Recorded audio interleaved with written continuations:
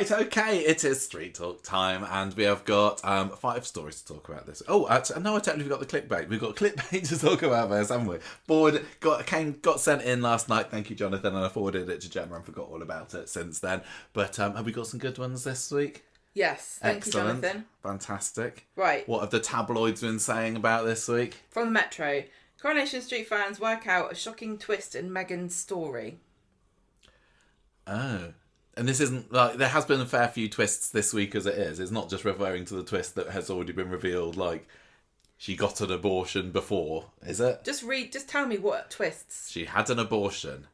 Yeah, literally, it's just people throwing spaghetti at the wall in this article. Go on. She was never pregnant. She had a termination already. She is still pregnant. It's not Will's baby, it's the other boy's baby. All of the things that everyone... Well, I thought it was quite good because we finished. When was it? Was it Wednesday's episode? I think when she said that she'd lost the baby, and that's with us. It was saying, oh, was she ever pregnant to begin with? Could it have been Daniel's? Did she lose the baby during this? Did she go and get the termination last week? I mean, although they pretty much explained it at the end of Thursday's episode what happened, I thought it was quite a nice ending to the episode that got our brains whirring away, didn't it? It's so funny, this woman is so duplicitous and manipulative that nobody knows if she was ever pregnant at all, if she's still pregnant, if she, I know. I don't believe anything she says. Well, even I saw some people online still being left in a bit confused, and Yeah. I'm not completely surprised, actually, No. by the end of Thursday's episode, because reading between the lines, what I believe has happened was that she was indeed pregnant with Will's baby, or at least she thought there was a chance it could have been Will's, and she didn't want to risk it. Yeah. So last week, when she didn't appear on the programme, that's when she had her termination on the Monday, because we saw her the Friday before booking an appointment for Monday, which we never saw her going to. So she had her termination then, and unlike everyone else on Coronation Street, rather than just having a horrible medical procedure and then skipping out down the street like nothing's ever happened, she maybe actually took some time to recover from it for a week or so. So I don't have any scenes, so I can actually agree. Yeah, and now she's back. So she then used Maggie pushing her down onto the floor as an excuse to cover it up, which is quite clever. I don't know what she'd have done otherwise. I don't know how clever it is, because I think that she probably dropped the charges. I think she told the police to get Maggie in trouble, but then dropped the charges because she may have known that it wouldn't have been possible to prove, or they would have been able to tell. Well, yes, exactly. That she didn't have a baby. Yeah. I don't want to think too much about it because it is quite unpleasant, and I know it's very upsetting for lots of people, but I'm fairly sure that they would have been able to know. Yeah, I would have thought Mind so. you, women's bodies are a mystery to medical science, as far as I can tell. Oh my God, what is this? Well, they still Ovaries? could. Woo. They still Why do you need could those? at some point, somehow in the future, find a way of getting somebody to check. Did she have a Well, there'll be a termination? record, Did but she I have a don't know how miscarriage? easy it is to access that. You'd have to have a very good reason. Yeah, exactly. But no, I thought that was all quite But having exciting a medical stuff this procedure week. can't be seen as evidence of guilt, can it? No, absolutely. But yeah, it's all coming together very nicely. Well, there there you go. Got that I was one. thinking what I was going to say about that one. It'll come to me when we talk about it later. Coronation Street's Craig Harris return sealed. What? After 20 years in Bethany Platt twist from the Liverpool Echo. Craig Harris to return in Bethany Platt twist. I think you'll find I said Coronation Street Craig Harris's return sealed. Right, so it's definitely going to happen, apparently, is it? It's sealed in inverted commas in this headline. Yeah. Ah, well. Okay, why on earth would people think that? Is Craig Harris actually Ethan, the mysterious boy on the phone that she was supposed to be having a date with this week? Is it something to do with her getting back in the dating game? Although she is actually a lot younger than Craig Harris, so that would be a bit... Yeah, Craig Harris is not still a boy. No, that's true. When I picture Craig Harris, it's like, yeah, he's about the same age as Bethany. But, me too. But no. No, he's more like... I mean, he's going to be in his 30s late now, isn't 30s. he? Yeah. Okay. I mean, I'm just going to tell you that some of the answers to this are just someone said it on Facebook. That's what it always is, though, isn't it? So someone said it on Facebook. Okay, yeah. What is it, then? That Craig Harris should come back and be Bethany's boyfriend. Was that literally it? Yeah. Oh. Tell you what, it's nothing happening in Liverpool, is there? That was a real low-effort article from the Liverpool Echo there. Okay, Coronation Street Carl's death sealed after absence and fans know culprit. I'll tell you what, hang on a minute, Michael. Yeah. I've just got something to do. What is this? Just hang on, I'll write the number in. It's going to pick up in a minute. Hello, is that Coronation Street press office? Can you stop telling people that things are sealed, please? Thank you very much. It's getting annoying now. Oh, it's very nice of Coronation Street press office to be here on Good Friday, isn't it? It's not even them that does it. They're like, we're not responsible for these people. They write anything they want. So it's sealed that what? Aren't you sick and tired of reading sealed this and sealed that? Because I am. Yeah. I'm going to ban everybody. I've just said to this on the phone just then, because we had to pause it. I've just told them they can't use sealed anymore because it's stupid. Okay. So it was Carl's death sealed, and fans know the culprit. All that I can think then is, are people wondering whether his lengthy absence in recent weeks is because he's already dead? And maybe he's going to be a little bit more of a less recent corpse that Betsy discovers in a month's time. Oh, he's green. Oh, he's all bloated. I don't know. Let me just double check something here, because this is literally just... Okay, right. I'm going to actually do something that the original article, which is from... Sorry, Abby's snoring. From Liverpool again. Liverpool Echo. They just use sealed and everything. Okay. They just copied verbatim somebody's comment from the Coronation Street subreddit. So I'm going to give this person credit. Their name is Petty Thief Lout. Okay. And so they just basically copied their entire theory. What's the theory? Debbie wins her appeal and gets out of prison. Summer's upset by this and has a run-in with her, but Ronnie and Kevin tell her it was Carl that was driving that night. Summer confronts Carl for killing Billy, but he tells her about what Theo did. She then confronts Theo, who gets aggressive and threatening, and she whacks him over the head, either in self-defence or in a rage. He drops to the ground. She runs away, thinking she's killed him. Theo then comes along, finds Carl, attacks him, accidentally kills him. It's a better be a theory and not just some rampant spoilers that we're dropping on the podcast, Gemma. Sounds like it could happen. Maybe Theo then tries to frame Summer for killing Carl because she has a motive. I don't think that Summer's going to be killing anybody. I don't think she's got it in her. That is such a really specific theory to have stolen from Reddit to copy without even crediting into a newspaper, but okay. If it's saying what's going to happen about Theo, does it make it a theory? Yeah. No, I don't like that. I'm not interested. To be honest, if Carl never came back, I wouldn't be bothered whatsoever. But we know he will. Can I have my phone? But yes, Summer's not going to be in a particularly happy mood when Debbie does I want my phone plug. Win her appeal on is Can it I have Sunday? my plug? Yes, I will get you your phone plug. No, but you look like you don't know what you're doing. Here it is. Here is a plug for your phone. Thank you. Okay. This is a really shoddy episode that we're running so far. Do you think people love us for our professionalism and polished nature? Because they don't. No, and definitely not how listen. zoomed in or out our cameras are during the video content that we produce. They're only here to listen to us argue. Okay, go on. Coronation Street fans work out. Family future for Connor Swains amid Betsy clue from the Manchester Evening News. A Betsy clue. Yeah, Betsy clue. Family future. Betsy clue. I used to love that when I was a kid. Did you watch that? No. Are people suggesting that the baby is going to stay with them? Yeah. What's the Betsy clue though? Is it she's learning how to change nappies or something? Sydney Martin. This came from Betsy clue. Mm. Sydney Martin has dyed her hair brown. Yeah. And she took a picture of herself in her dressing room, and I'm just going to phone up the Coronation Street press office and suggest no more dressing room selfies because they keep giving away blocked spoilers. Your number, Gemma. Hello.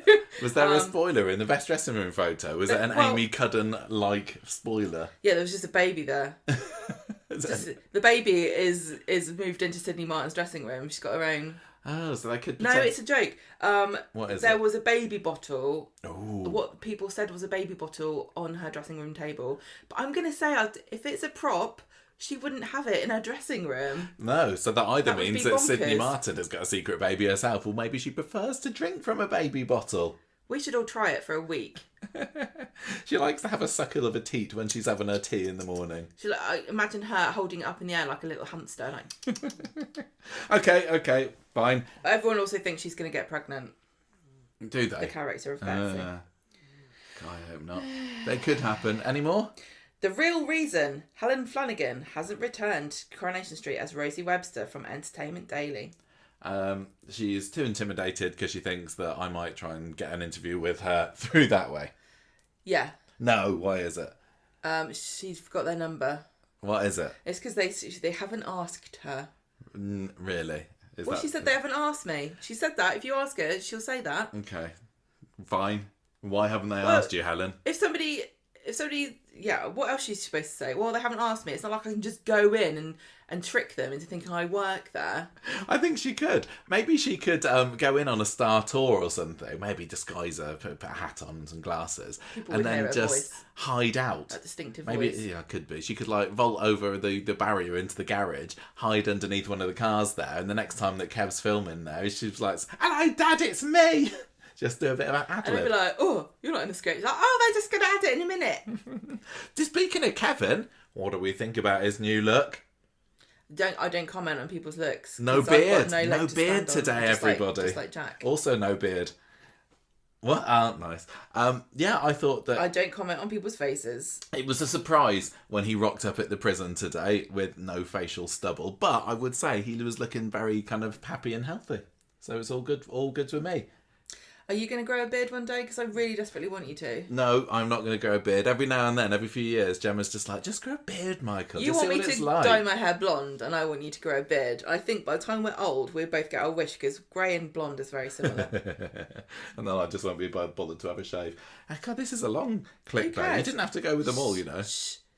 I worked on Coronation Street for 15 years, and this is why I'll never return. Oh, from I the saw Express. this one, but I don't remember what it was. I've just completely gone out of my head. Is this an actor? Yes. Somebody who worked on here for 15 years. Was it Julie Hesmanhouse? I won't return because my character's dead. It's along those lines. Is it? It's not Julie Hesmanhouse. Oh, who is it? It's Stephen Arnold. Oh, he's also dead. Yeah. Yeah. He Why said Steve? his character, I'm not coming back, so my character's dead. Can you imagine Ashley Peacock haunting the street? Oh, I'm so spooky.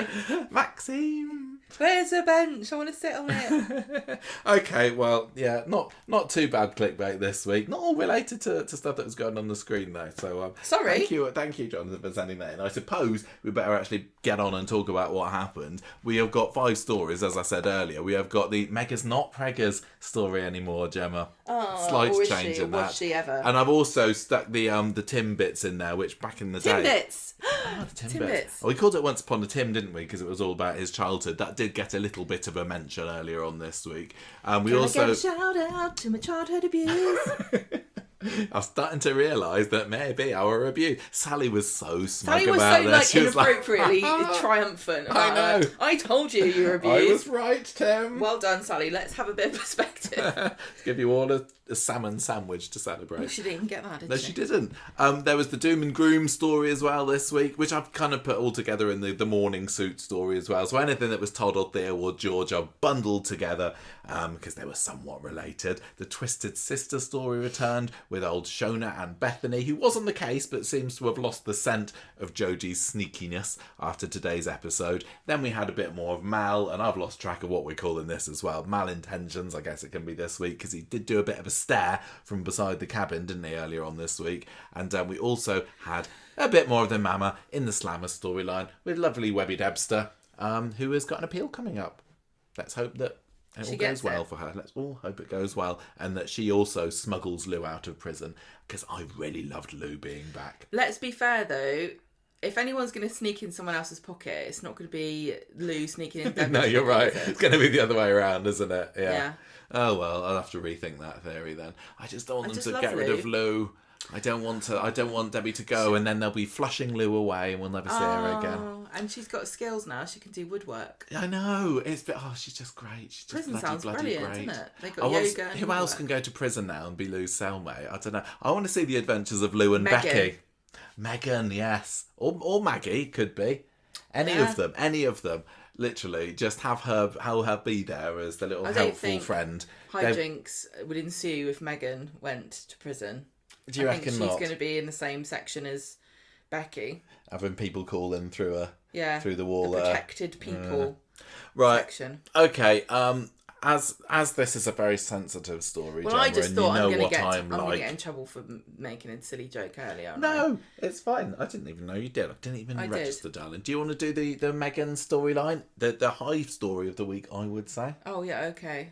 What have they been getting up to this week? Started Sunday. Selling oysters in the Rovers, like some kind of Molly Malone or whatever. Luckily that didn't go anywhere. It didn't spin into a little side story about people having food poisoning from uncooked shellfish or. I mean, last time we had the oysters on the street, that was when Sam cut his hand. Do you remember when he was trying to shuck them for hope? Maybe I don't remember, but yeah, weird. Such a weird, yeah. I'm not an Very oyster trendy. eater myself, but I can't imagine that even if I was, I would pick them at the pub. I wouldn't pick them at that pub. Now, I know that it's becoming more fashionable now. Is it really? Oh, God, yeah. There's a lady on YouTube who's like the oyster girl or whatever, and she goes around and eats oysters. Oyster girl. She is. She like eats hundreds and hundreds of oysters. She's incredibly posh. Oh, right. And she goes, oh, hello, I'm going to have oysters now, or whatever. Is it like, was Ollie trying to make oysters a Manchester thing? Because London have got their jelly deals. No, and they can say, London's what already other got- weird no. seafood can we... London's already got oysters. I suppose it does, doesn't it? It's got a monopoly It's on got everything. bankers, so they've got oysters. Yeah, go on then. Continue. That was just the little entree to this week's story, wasn't it? That luckily didn't turn into a main course. So she's like, I can't believe you're buggering around with these oysters. We've got other things to worry about. And Ollie says, maybe Amy can give us some clues about what Daniel thinks about this. And Maggie's not very happy about Amy either. That never goes anywhere either. Well, it's all to do with the fact that Amy and Ollie are kind of related, because she was saying she's just a friend, is she? She's not going to do anything more than that. That's why they brought that up. Yeah. Can I look? I know I don't talk about the way people look, but wardrobe is a different matter, okay? Because the characters don't pick it.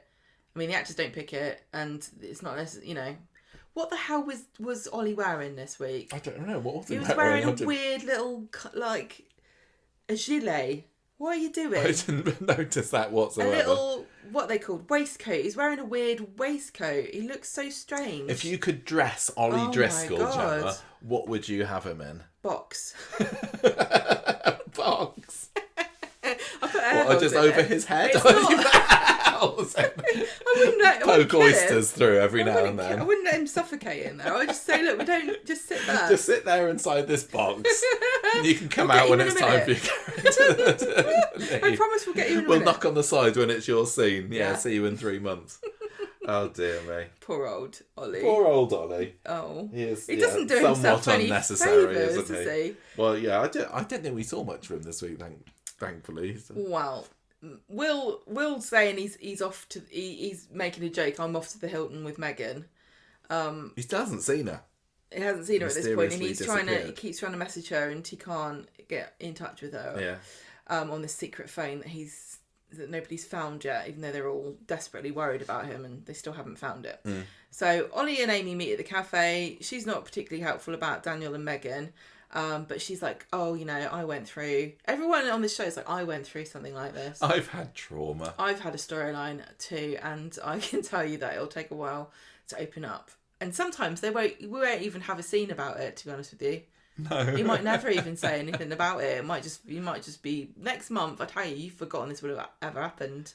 Yeah, and then they'll probably drop it in a year or in a half's time, and then we'll go, oh yeah. And we're like, oh, you remember that one? Forgot that, yeah. Ollie sits with Will in the pub later, and he says, you need to stop thinking about Meghan and put yourself first. But then Maggie comes in moaning about oysters again, because George has ordered them, because he's obviously got a death wish at this point with his court case coming up. And at that point, the mood is gone. There's a few times during this week where that people are almost getting Will to open up to them, but somebody else walks in. It's funny because watching those scenes, I know what you mean. I He never needs to felt have his own that Will bedroom. was close to opening No, I up. know. But the person who thought Yes. that they were the ones to unlock his special box and get him to blurt all about what's happened are really insistent that they were I was just about to crack the case, Yeah. Grandma. Yeah. If you hadn't walked in. But yeah. No. So, because later on the week, it's Maggie, innit? Yeah. So Monday, this is when Tim's experience with Trisha starts to be mentioned again, because Steve says to Tim, talk to Will about, you went through it with Trisha, and Tim's like, why aren't you necking? It's nothing to do with you. Not even slightly related even to the what same Will thing. has been apparently going through. Will is still trying to contact Megan, and he hides his phone when Ben walks in, and Ben's trying to get him to open up, but Will's like, no, I've got to go to school because it's Easter holidays. I'm going to make a bonnet. Was it? I've only got till the weekend for my bonnet. Clearly not the Easter holidays in Manchester this week like it has been here. And that because Coronation Street's usually pretty good with those things, isn't he? Isn't he? Maybe he's got to do extra lessons because he's skived off. Maybe. Could be, couldn't it? Well, he runs off to school. And then... That would have been a good way, because he wasn't actually going to. He didn't do much schooling this week, did he? He was mostly hanging around by Megan. And imagine if the whole plan had been tumbled down after he said, yeah, I was at school today, and Ben's like, well, school's not even in this week. You're giving yourself away there, son. It does kind of, the school was open because they phoned him up, didn't they? Yes. Right, so he rushes off. He gets a message from Megan saying she's been missing him. So she's still alive. She's not dead. So Tim tells Sally what Steve had said earlier about him and Trisha. And he's like, it's nothing like it at all. Ben overhears this and says, I'm really sorry to hear you went through the same thing. Megan took advantage of my son and made decisions for him. He was too young to make himself. I felt like... Go on. No, go on. I just was going to say, I felt like really bad for Ben this week. And I know I'm the world's biggest Ben sympathiser. But he's really going through a horrible time, isn't he? Like, just the guilt that he's feeling. And I'm glad they're kind of showing all that with him. Because he's being angry, but he's also being, blaming himself. And it's not... That isn't always the case, and it's not. I mean, it's not Ben's fault, is it? No. It's not Will's fault. But as Ben, the father, I think it's very natural that they have had him blaming himself. Part of processing what's happened is thinking about your role, but as lack of. As a character who can often be quite fiery and volatile, it's been nicer to see that. Quite subdued, isn't he? Yeah, exactly. He's Well, you took the words right out of my mouth. Sorry. No, it's fine. So, this kind of makes Tim think, and he looks over, and again, this reminds me of, I said this last week, I think, of the scene where Martin and Gail go to confront Bethany's dad.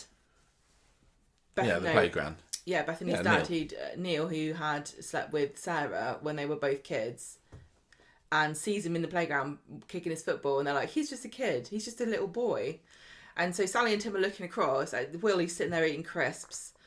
And it does kind of hit Tim that he wasn't as mature as he thought he was. And I said this before when we were talking about it. There will be a point when he realises that grown-up person in his head that everybody thinks they are when they're that age didn't really exist. Well, Tim wasn't even Will's age. He wasn't even 16 when he and Trisha had their thing, was he? He was abused at a much younger age. Yeah, so he was 14? I still... We all knew that this scene was going to come and Tim was going to have this revelation. And it was kind of about as clunky as I expected it to be. I wouldn't say that there was anything that made Tim have that deserved penny drop. But he just decides, doesn't he? And he kind of clicks over to saying, oh, yes, maybe. I get that it's a really tempting story to tell, and it might make some people think about their own experiences and stuff. But I really do. I'm not sure, and I'm open to being having this explained to me whether it really truly is a good idea to tell somebody to recontextualize their experience to see it as abuse if they didn't. I genuinely do not know if it is more harmful than it is a good thing. Well, is it going to maybe lead Tim going into a dark place of depression? I don't know. The question is it always repressed in his mind that it was traumatic, or is it better to just not ever talk about it? Well, that's the thing. I don't think young Tim or any age Tim between then and now has considered it a traumatic experience. But you can't make that excuse for that's going to be latched onto by predators who would say, you know, you know, it was fine, so it's fine. You know, some people don't mind, so you can't ever have that. You know, you can't ever say that. But it's just really. I find it quite confusing because I'm sure that people have repressed memories that affect them, but I don't think Tim does. It's not the same as, oh, when I was 14, I found a dead body and then I suppressed it and I've only just realised, and that's brought back a load of trauma. It's not really, like that, is it? It's really difficult to talk about this without excusing, like, I know. Seem like you're excusing that behaviour, which clearly is not excusable at all. And it's totally right what Tim was saying about when you look at these kids, like when you're that age, you feel like you're grown up, and then you look at pictures of yourself, you're like, I was just a little baby. Like, Will's just a little baby eating crisps on a sofa. I mean, Tim was... It's horrible what Megan did. Tim was only, like, a bit older than Sam when it happened. Crazy. And I think if you put Sam into the context of what happened, then it suddenly does... If it hadn't done already... Makes you feel even more sick. Yeah.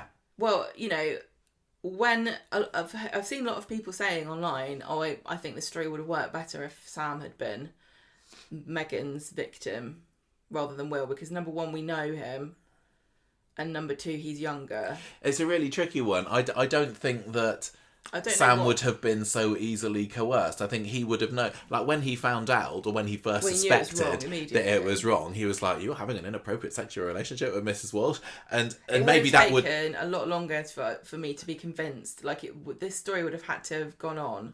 The thing about it is we didn't see the process of the grooming, did we? No. So we don't know how long this took or how it even happened, and that's probably for the best, honestly. And it makes you wonder, like, you know, if.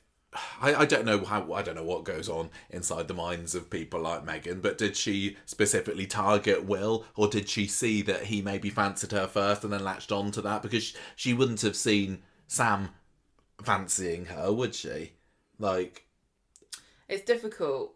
So I don't think it would have worked anyway with her in a relationship with Sam, because there'd have been nothing for her to latch on with, and I think she probably would have thought, well, with anybody, because it's, you know, if there's any chance that somebody that you, I guess, make a pass at or whatever is going to report you to the head teacher, the police or whatever, then you don't take the risk. But this is why risk. This is how they do it, though. They do it in really subtle ways and with plausible deniability, like make a joke.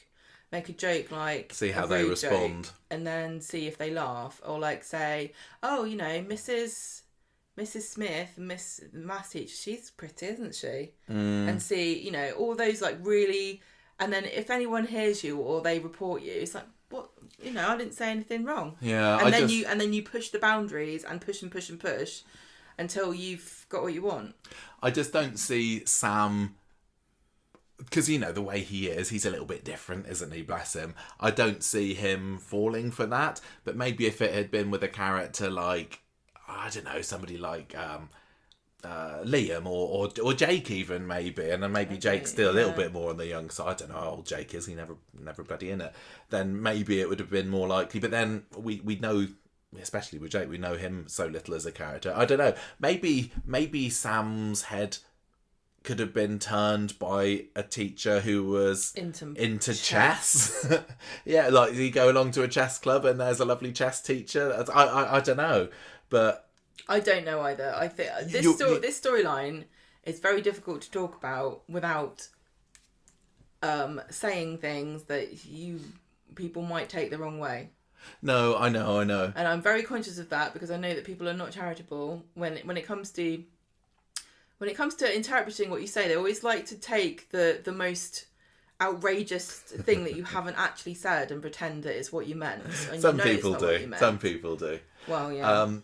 So, although I think that had the story involved a character that we'd known and cared about a little bit more, we would have felt more sympathy for the victim in it. I think that the tides are turning there now, and I think that people are feeling more sorry for Will now, because we don't know Will as anyone but somebody who's a victim of Megan.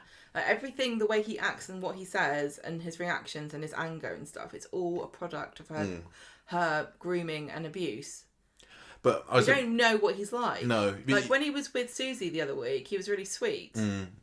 You could also kind of argue that not knowing Will has added a little extra mystery element, a little bit of a don't He is exactly kind of unknowable, isn't he? which in some ways might benefit the story.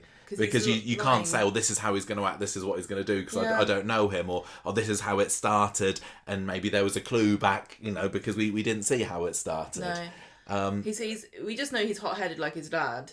That's about it. But I I was 100% against. No, I wouldn't say I was completely against the story. I was very, very reluctant to get into the story when it first started, and it just felt a little bit, this is a little bit grubby, I sometimes use that term to describe Coronation Street stories that are just like but I'm not gonna lie, as grubby as it is, these past few weeks that have had a focus on it, it's been absolutely fantastically gripping, and I've loved it. Yeah, it's really. This is why I didn't really like this story, because even saying that makes you sound like a ghoul. But it's a television show. It's an entertainment. It's a soap. Yeah, I would say 100% Coronation Street has achieved its aim of hooking me in, gripping me in, making me kind of theorise and wonder and excited for the next episode this week and 2 weeks ago. And it's a little bit of a shame, I suppose, that it's been, we haven't seen Toya, Leanne or Sam this week, but maybe it would have felt a little bit overstuffed. And maybe it's because they know the school's not on. Maybe they do. They've gone off holiday somewhere. But it has been an opportunity to really get under the skin of the Driscolls, and that's what you kind of want. If there's a new family, you want to be able to know what makes them tick. But this is what we said about criticising it when it first started, going, why introduce a family with this dark secret? It's more difficult to get to know them. Now you're saying the opposite. I know, I'm fickle. I'm very fickle. And I still would say that Eva has been a little bit on the neglected side in terms of characters here, but I'm missing a conversation just between Eva and Ben. I'm sure they've spoken about it, but just like how could I not have seen this? I can't believe I didn't protect. They've had the odd comment. We had it at the end of today's episode, didn't we? When he was being a bit maudlin in the pub, and she comes and gives him a hug. Yeah. But you're right; it doesn't kind of go in depth. But it feels like it's more. Those things feel more like I am progressing the story here. I'm letting you know. I might kill Megan on the 23rd of April. Or me ma. It's not like a character moment, is it? It's not like an emotional connection. No, and it's interesting how Ben, his guilt about the whole situation and how upset he feels for Will is very clear and plain for all to see, but we don't really know. We can only assume, really, about how Eva feels about it. Eva's really keeping out of it, which is, I don't know. She's knocked off at Megan and wants to be her, see her sent down and brought into the police station and have the book thrown at her and all that. But she's kind of hiding those emotions, or just not appearing at a time when she might show them, I suppose. Do you think she's kind of like, I'm just a stepmother, I don't really know this boy that well, it's not my place. Like, it must be really difficult to be a step parent. And not know where the line is. But she's been with Ben for long enough, however long that is. Susie is, what, 6? 5? Oh, I've lost track. Susie is, 6. No, she's maybe older than that. When did Aiden die? It was before the pandemic, so she's maybe 7 or 8 now. But that's the maximum amount of time they could possibly have been together, because Susie was a baby when she left the show. I would say that Eva has been with Ben long enough to have developed a motherly, maternal instinct towards Will and an affection towards him. Yeah, even though there's the spectre of Mel, of course. I'm not saying that she shouldn't have that feeling. I'm just saying that some people in relationships with families who are blended families, they have a different role. They just are emotionally more distant. Yeah. To me, that doesn't feel like the sort of person that Eva is. I think she would be a mother hen to everybody. Although, we are maybe forgetting, 2 weeks ago when she was the one that was like, I don't believe a flaming word she's saying. But that's more to do with Megan than Will. Yes, I guess so. I just think they haven't. I just think that there's not enough time to do everything, and they've decided to not really explore Eva and Will's relationship because they can't get anything out of it. Yeah, I would say that they've backed the right characters to focus on. Yes. Even though I would always love to see more Eva and love to see more Eva with the Battersby sisters, I think it's more important that they focus on what's going on in Ben and Maggie's head and lives at the moment. You're fleshing those characters out because you don't know anything about them. So you're learning about what they care about and how they react to things through this storyline, whereas Eva, you don't need that. And well, that's partly it with Maggie, but it's also she's the one who's moving the plot forward and being a bit sneaky and underhand and devious. And she's got secrets and skeletons in her closet, hasn't she? Someone's got to do the plot. That was, I can't remember what day it was. Was it Monday? Was it Wednesday when she goes around and as it out with Meg? That's why we've very much digressed. When we started talking about Sally and Tim. And Trisha. And he says, I just used to be... I used to think it was okay, but maybe it's not. And Sally's like, yes! I win again! She says she's proud of Tim, but I think it was real. We all know herself. So Ben gets Will in the back later and says, do you want to talk? It's not your fault, it's Megan's. And Will says, no, I'm not upset about anything. It's just I'm mad at myself for having a crush on her and causing all of this. And then Ben starts shouting at him and calling him an idiot for defending her. Yeah, even though that's what Maggie was doing in today's episode, wasn't it? But it must be so frustrating because you're like, well, you are the only person who can do anything about this terrible thing that's happened to you, and you refuse. So he wants the truth to come out so that Ben does. They don't know 100%, do they? But when you suspect something so strongly, exactly, it's going to eat away at you. And I think what Ben would love more than anything else is for there to be cast iron proof that it didn't happen. Oh, yeah. I don't know. Yeah. But, he can't get that. It's like a scab you're picking at, isn't it? You don't want the blood to gush out, but at least it's off and away. And I don't know whether that's a particularly pleasant analogy, but he's like, I don't want to be right, but I'm right, aren't I? And it feeds into this guilt that he's feeling about himself, and maybe it's a little bit of self-flagellation as well. Like if it turns out that what my worst fears are true, then I'm right in hating myself for it, and it gives me more ammo to hate myself. Ben as a parent? Ben, yeah. Okay. Like, I don't know, because sometimes these depressing, miserable, self-hate feelings just compound themselves, don't they? Back at home... And he wants Megan sent down. That's ultimately what he's trying to get out of it, isn't it? Yes. Like, there's... He wants to know it so that he can have... He wants the evidence so that she can be punished, even though it means that his worst fears and suspicions are true. It's like there's no good outcome out of this, really, is there? Apart from it's all the big misunderstanding. But then you've ruined someone's life. Yes, yeah, no, you're absolutely right, actually, because Megan... You've broken up a couple and potentially could blame the situation on Megan losing her baby. Yeah. I mean, at the end of the day, unless she wasn't pregnant at all, there was a baby, and now the baby is no longer with us. Yeah. Because of the situation.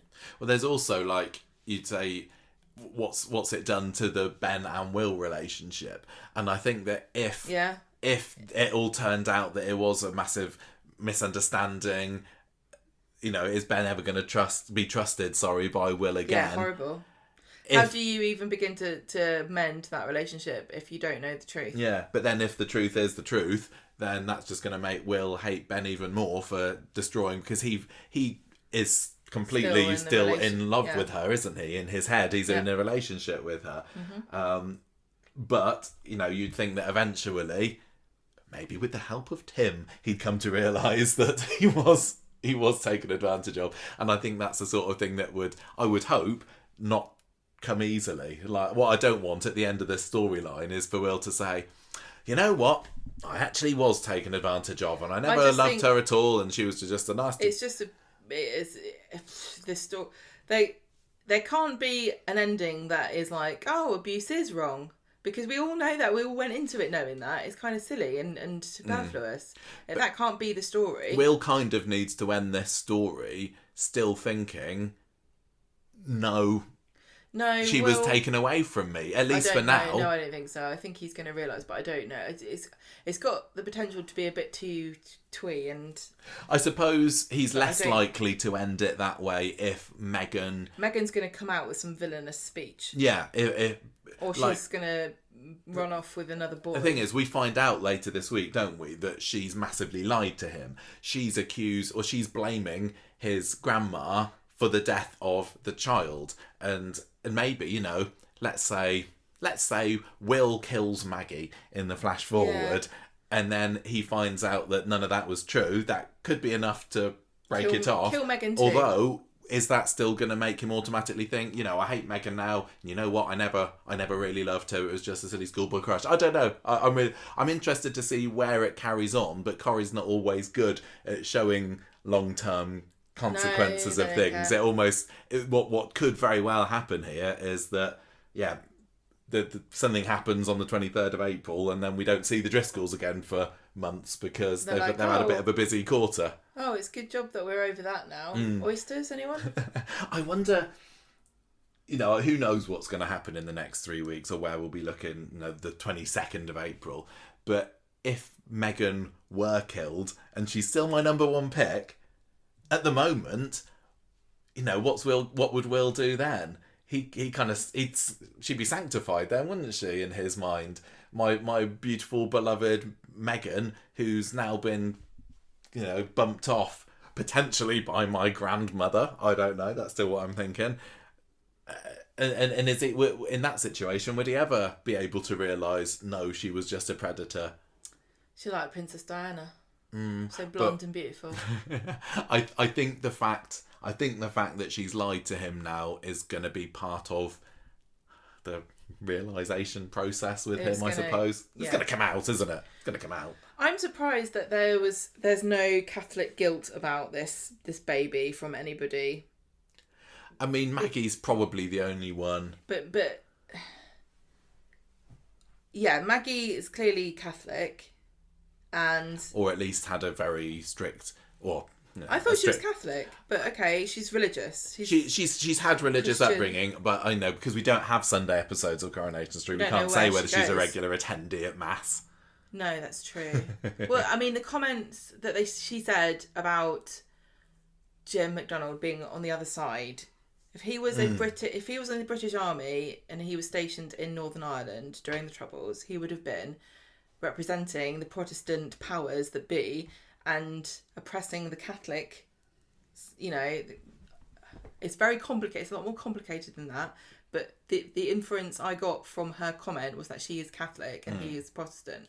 Yeah, I mean, we had a very long conversation with somebody who lives in Northern Ireland about being in a mixed family, and a mixed family in Northern Ireland means my mum was Catholic and my dad was Protestant, and it's a massive deal, and it's such a huge deal. The whole family had to move. They couldn't live there.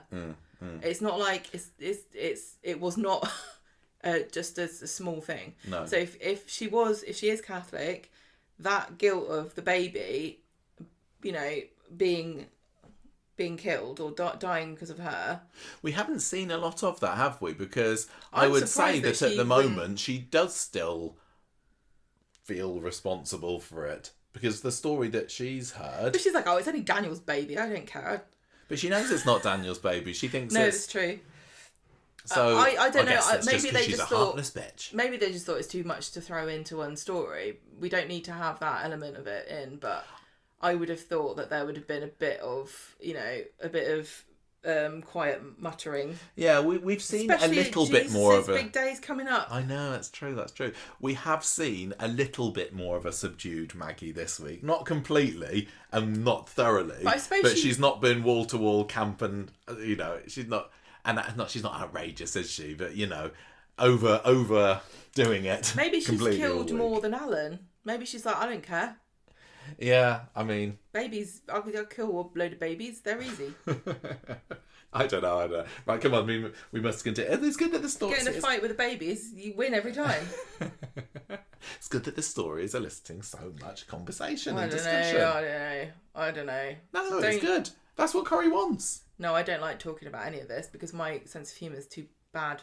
No, we're doing a fine job. And also I like very ignorant questions I've asked. I understand that, but that is literally because I do not know. That is what ignorance is. I don't know the answer. I am asking because I assume I'm not the only person who doesn't know. And if somebody does know the answer, it would be interesting. But I would imagine there is no consensus. On the other hand, Answers on a postcard. yeah, you can send them in to ITV at Trafford Wall.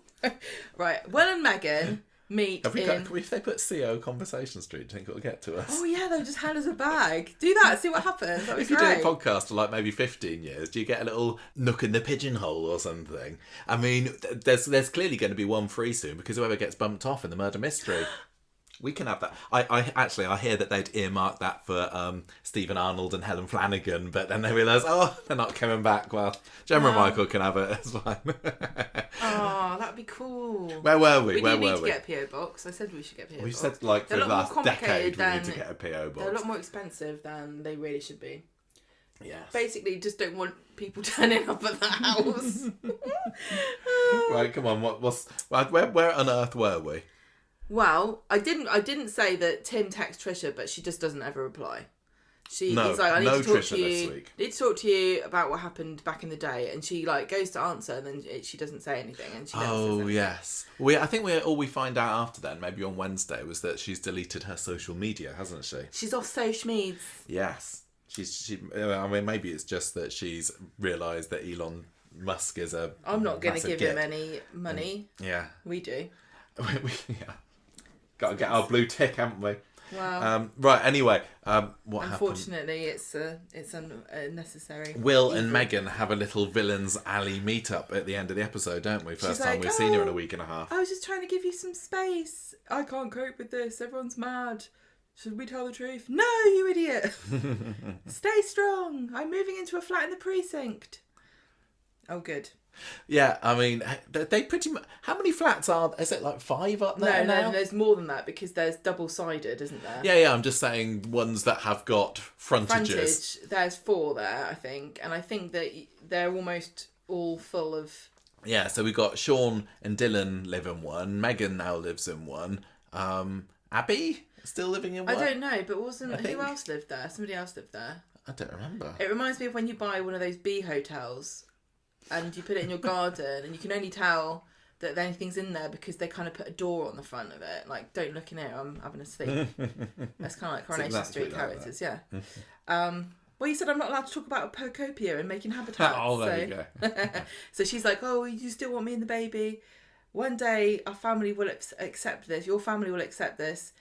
They'll be desperate to meet your grandchild. What does Megan's family think of all this? At this point, she's clearly BSing him, right? Because she knows there's no way, right? Number one, everyone suspects she's already terminated this child. If her appointment was on Monday last week. Yeah, she would have already had this termination, so there is no baby. But yeah, you're right, actually. Number 2, she would never have this baby if it was his baby, and then tell them it's his baby, because that is like, like Ben keeps saying, that baby's evidence. So what is she trying to get out of him at this stage? She's manipulating him to try to keep him quiet. I think she's going to string him along now because the heat's on them, and if she rejects him or they break up, she can't control him anymore and she doesn't know what he's going to say. So she needs to keep together with him for as long as people are investigating them. And once it all blows over, then she'll move on to something else. Get rid of him.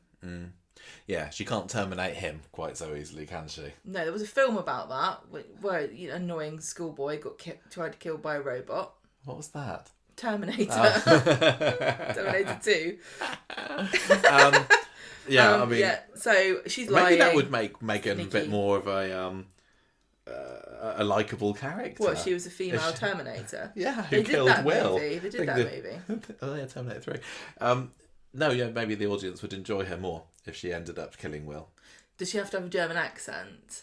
Why? Because it was... Have you seen Terminator? Yes, but he's Austrian. Arnold Schwarzenegger. Okay, all right, here we go. Thank you very much. I think Carl Webster would have something to say about that little slip-up. I made that mistake about Hitler once as well.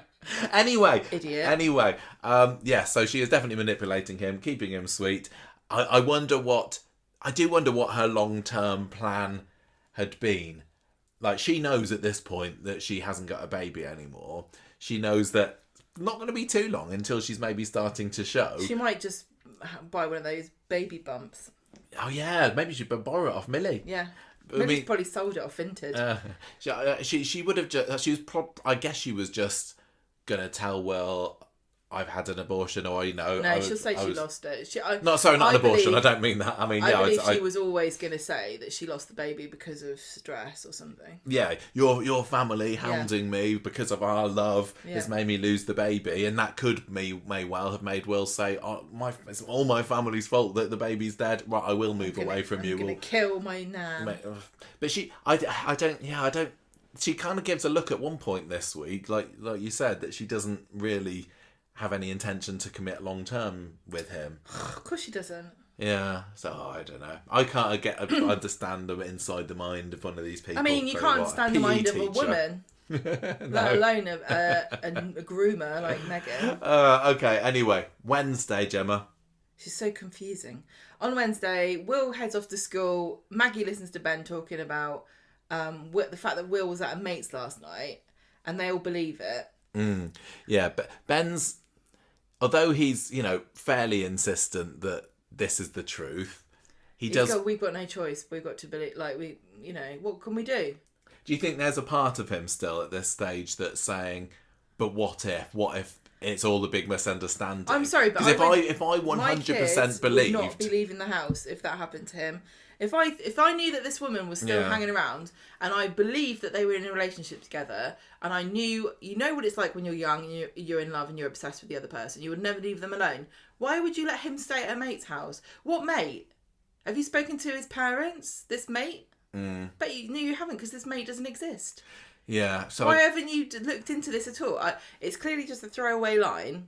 But it really does make Ben look like a terrible parent. Is he just being blissfully ignorant at this point and just kind of hoping? And if I don't investigate it too much, then I can't be right. Well, no, he's like, is he kind of trying to be a bit more of a chill, laid back parent? Like, if I just tell him I believe him and let him do what he wants, he'll be more likely to tell me the truth. Because that ain't gonna cut it. You can't let your kid go off unsupervised. But equally, how much control does Ben have over Will? Could he really stop him leaving the pub? No, I'm going to say no. Not really, but you can't. You just let him sit there and lie to your face and say, I was at my mate's house. And you're like, okay, I've got no choice but to believe you. But he wants to try and maintain some kind of... I know what you're pleasant saying. relationship with his son, some kind of amiability there. I'm sorry, but he wouldn't be allowed out. I mean, I'm sure that you'd stop him. He does come across as the type of father who maybe a couple of years ago absolutely would have been like, "You're not going out, son." I don't know. Well, because he's feels like he's been quite a strict parent. No, I don't. To me, it feels like he's the kind of dad who is really like, boys do whatever they want, but a girl is not going out after 9. He's like, I let that Ollie do what he wanted, and he came up wanting to... He's got a waistcoat. He's got an obsession with truffle oil oysters and waistcoats. Like, maybe that's why you should say, Will, you're not going out. I don't want you to turn into... You do want to grow up like your brother Ollie. Come on, do you? No, you stay at home and play computer games like a normal 16-year-old. He's sitting there with a box on his head. Should have just given him Pocopia and he'd never leave the house again. Maggie goes to the cafe and she sees Alia and Adam, who are plotting their evil legal schemes. She calls them Monsters Inc. because she's never seen the film. Well, I mean, she does like to drop a reference, doesn't she, Maggie? What was that song that she never fall in love with? No. Fall in love with someone you shouldn't fall in love with. That's a song, you know. I hate it. I don't really know why she mentioned that. It's like the writer thought everyone's going to say that's a song, so I just put that in. That's a song. But in the moment, in the heat of the moment, you wouldn't really go. So scene, sorry. Should we just listen to that song? It's a banger. Yeah. It was on the Shrek soundtrack. Yeah, so if Maggie didn't say, that's a film, you know. That's a film. That's a film, yeah. So she also calls them two flies looking for a mangy dog. Two fleas looking for a mangy dog, which is also a great film. It's an art house French film. That sounds like it could be the next Pixar movie, to be fair, couldn't it? It's one of them shorts they should make you watch before you get to see the good one. Yeah. Okay, right. So she says, I hope George wipes... The film would be called Suckers. That's a nice proper one. Pixar film. It is, isn't it?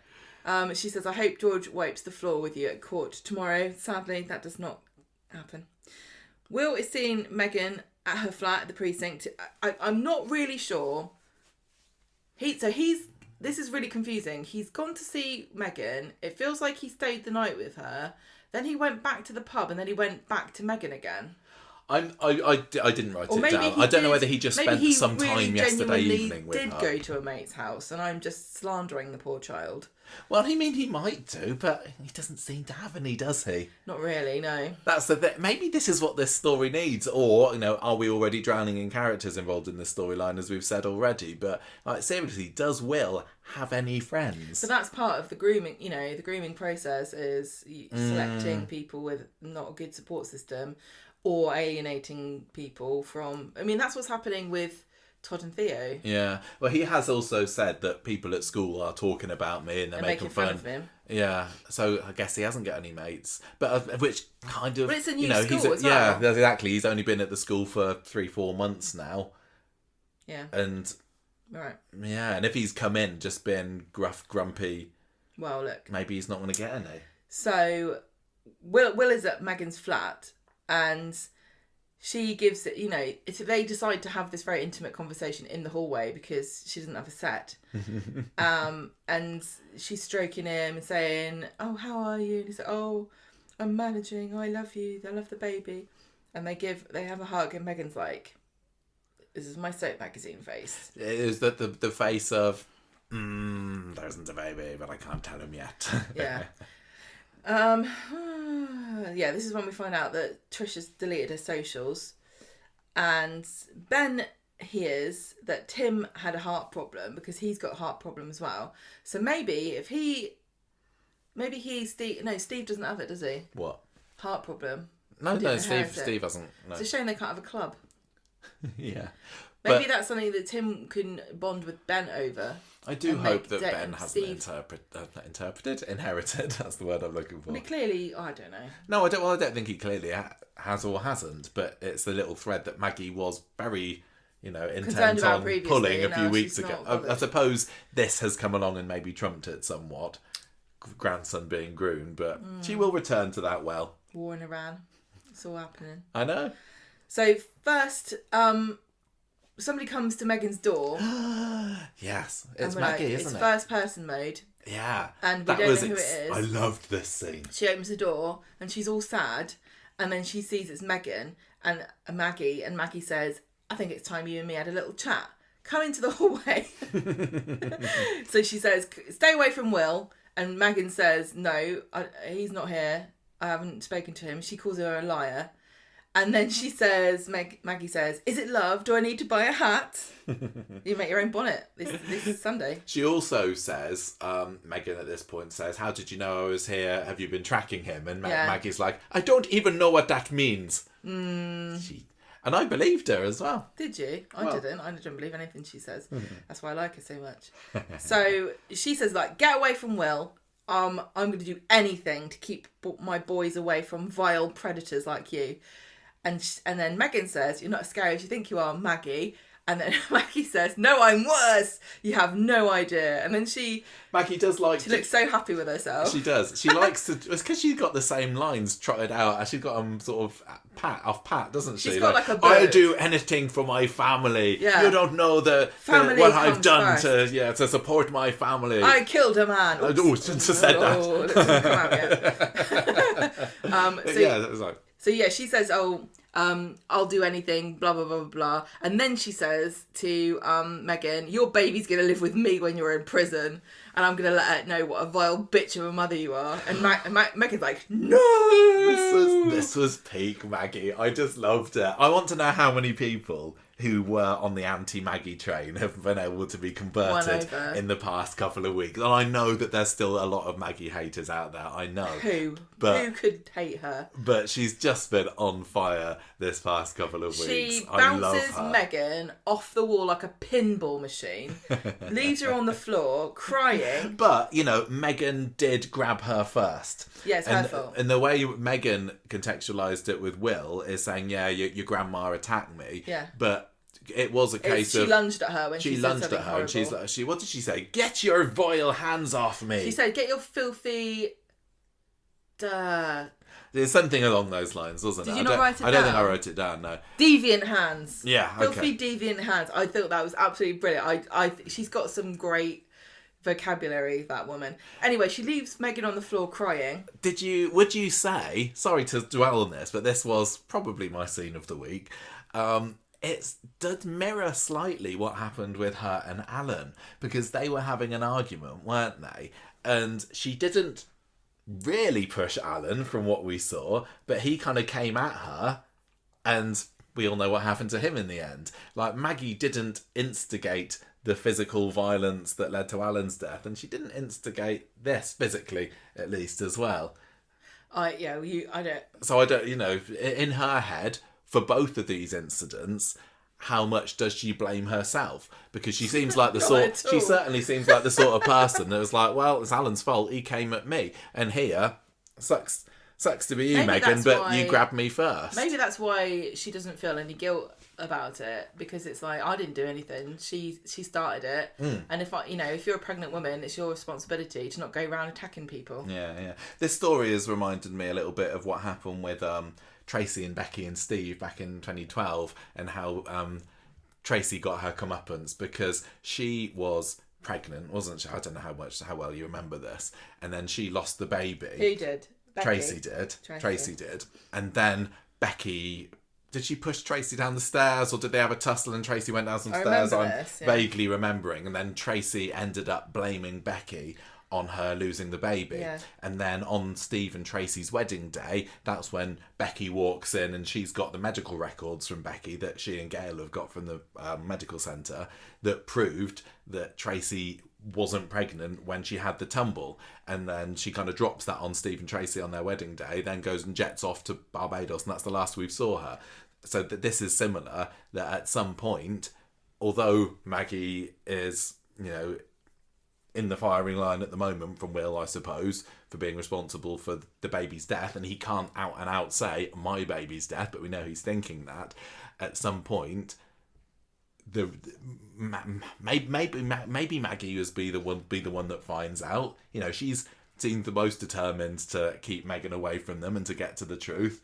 Is she gonna proudly reveal somehow, somewhere, to Ben, to Will, she wasn't even pregnant when I did it? I don't know, but I don't know either. It reminded me of that anyway. So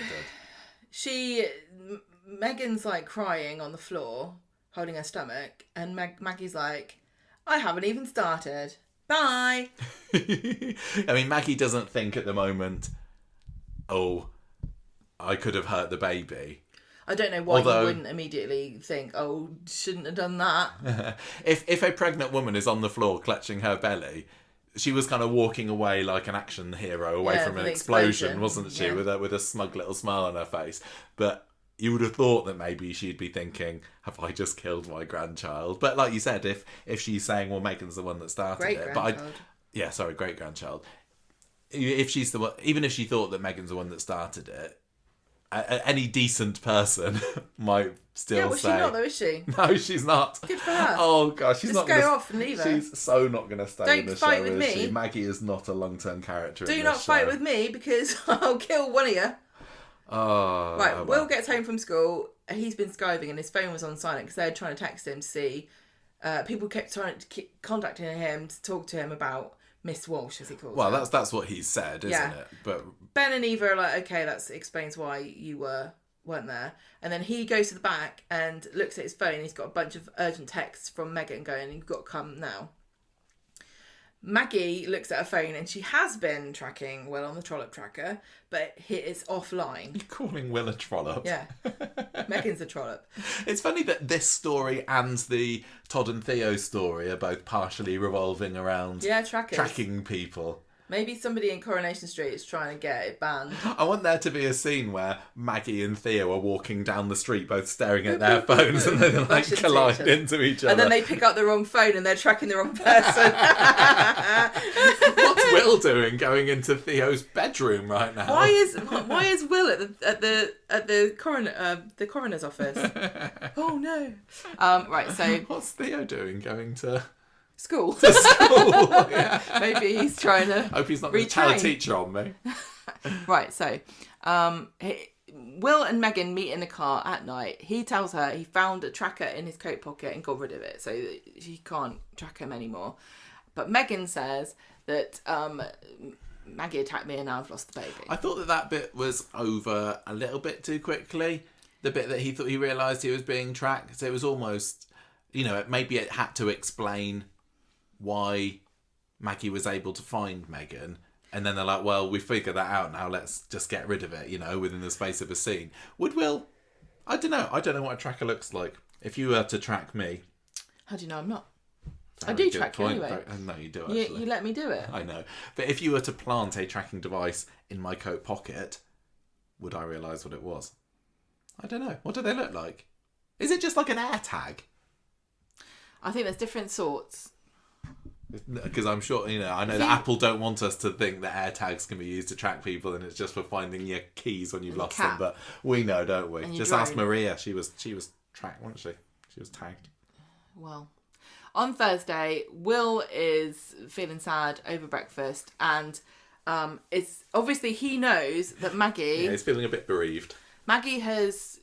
what he thinks killed his unborn child, but he can't say anything about it because if he says anything, then everyone's going to know that he was lying and that Megan's going to get in trouble. Lucky for him, he's always glowering over his cornflakes, exactly, so nobody suspected a thing. These were oysters. Oysters with some milk on top, just floating in brine. Right, so he gets annoyed with Maggie. Can't really say what's going on, but they're all the Driscolls are having their breakfast when Lisa Swain comes in and says, "I want a word with you, Maggie," and she's like, "Oh, not now," basically. she said, "Can I call you Lisa?" Yeah, no, not really.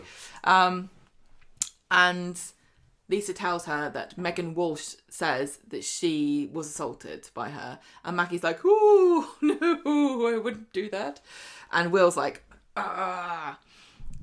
So Maggie says, "Look, I did go and I think Lisa's still there." Yeah. Maggie's like, "Yeah, so what? I went to go and tell her to stay away from her family, but she's a liar, so you can't believe anything she said." And Lisa says, "Well, I'm sorry, but you've got to come and give a statement." So she leaves her card, and Maggie tells Ben that Megan slipped. I don't know how she would actually get in trouble for this because it's. How would you know? Well, I'm sure there's no CCTV in the corridor of the precinct flats, are there? No. If there was, then we'd have known what happened to Lauren. We would have seen Will and Megan together. Yes, we would have seen that too as well. Megan's probably deleting this footage as we speak. So Will and Megan chat in the car again, and then he says to her that their baby was murdered. So, and he insists that Maggie is a baby killer. And Megan says, "No, it's a sign that you should get. Maybe it's a sign you should get out of the relationship." But he's like, "No, I'll kill my nan instead." Yeah, is this her gently trying to bring this troublesome affair to an end? So Maggie goes to see Megan again, and Megan tells her that she's had a miscarriage, and Maggie's kind of shocked, but then she turns it around right away, and she's like, "Oh, so you can tell us whose baby it was then?" And Megan says, "It was Daniel's baby. I'm sick of all of this. Not everything is a power play, Maggie. Some things are too personal." And she looks super upset. Yeah, she had been crying, and she's got a good reason to. She wanted to keep this baby, but there really was no way it was going to work out in her favour. It's a little bit like with Theo, really. I suppose it's showing that this monster does have a human side to them as well, and they're not just out and out evil. And they were trying to get, especially with the final scene on Thursday's episode, just that little bit of sympathy for the villain. No, I just think it's just. You're saying sympathy, but I don't think they're. I mean, is that trying. not the right word? No, I think they're just. It's motivation. Is what all of this is. It's motivation because somebody's going to die on the 23rd of April, and we don't know if somebody's going to kill that person, but we do know that there are plenty of people who are accumulating motivation, and I think that Megan doesn't really feel that cut up about it at the moment. It kind of feels like she's accepted it as some kind of cosmic judgment on her. What she says to the therapist. Yeah. Like, she's like, I'm not religious. I feel like I'm being punished. I had the chance of being a mum and I chose determination. Now maybe I'll never have another chance. So it feels to me like she's kind of accepted it in that kind of like very philosophical way. Whereas Will hasn't. Will is probably the kind of person who would lash out. Yeah. I don't think that Megan would. That's what I'm just saying. Like, I don't think that this baby dying is going to be a motivation for Megan to go after Maggie. No, I don't think so. I don't see Megan. I think that scene was quite an important scene where she goes to speak to this lady, but it did feel very weird, and it's what I've been saying for ages about people not having friends on the show to talk to, so we don't know what's going on in their brain. I don't think for a minute that she would tell anybody anything, because this is quite incriminating. Because she's admitting that number one, she's admitting that she didn't lose the baby through a miscarriage that she's blaming Maggie for. And number two, it's kind of like, it's saying that she's had a termination, which makes her look a bit guilty about the fact that she doesn't know who the father is. Do we know it was definitely a therapist that she was talking to? No, I don't. It looked like some kind of... It looked like some kind of official setting. Yeah, it wasn't like, just two mates having a chat. No. Like, is there... Who was it been then? Or somebody at the hospital? Is there an aftercare kind of... I don't know. Like... I don't think so. I'm not sure, but I It'd be nice if there was. I get that Megan probably... No, Megan has got friends at the moment, hasn't she?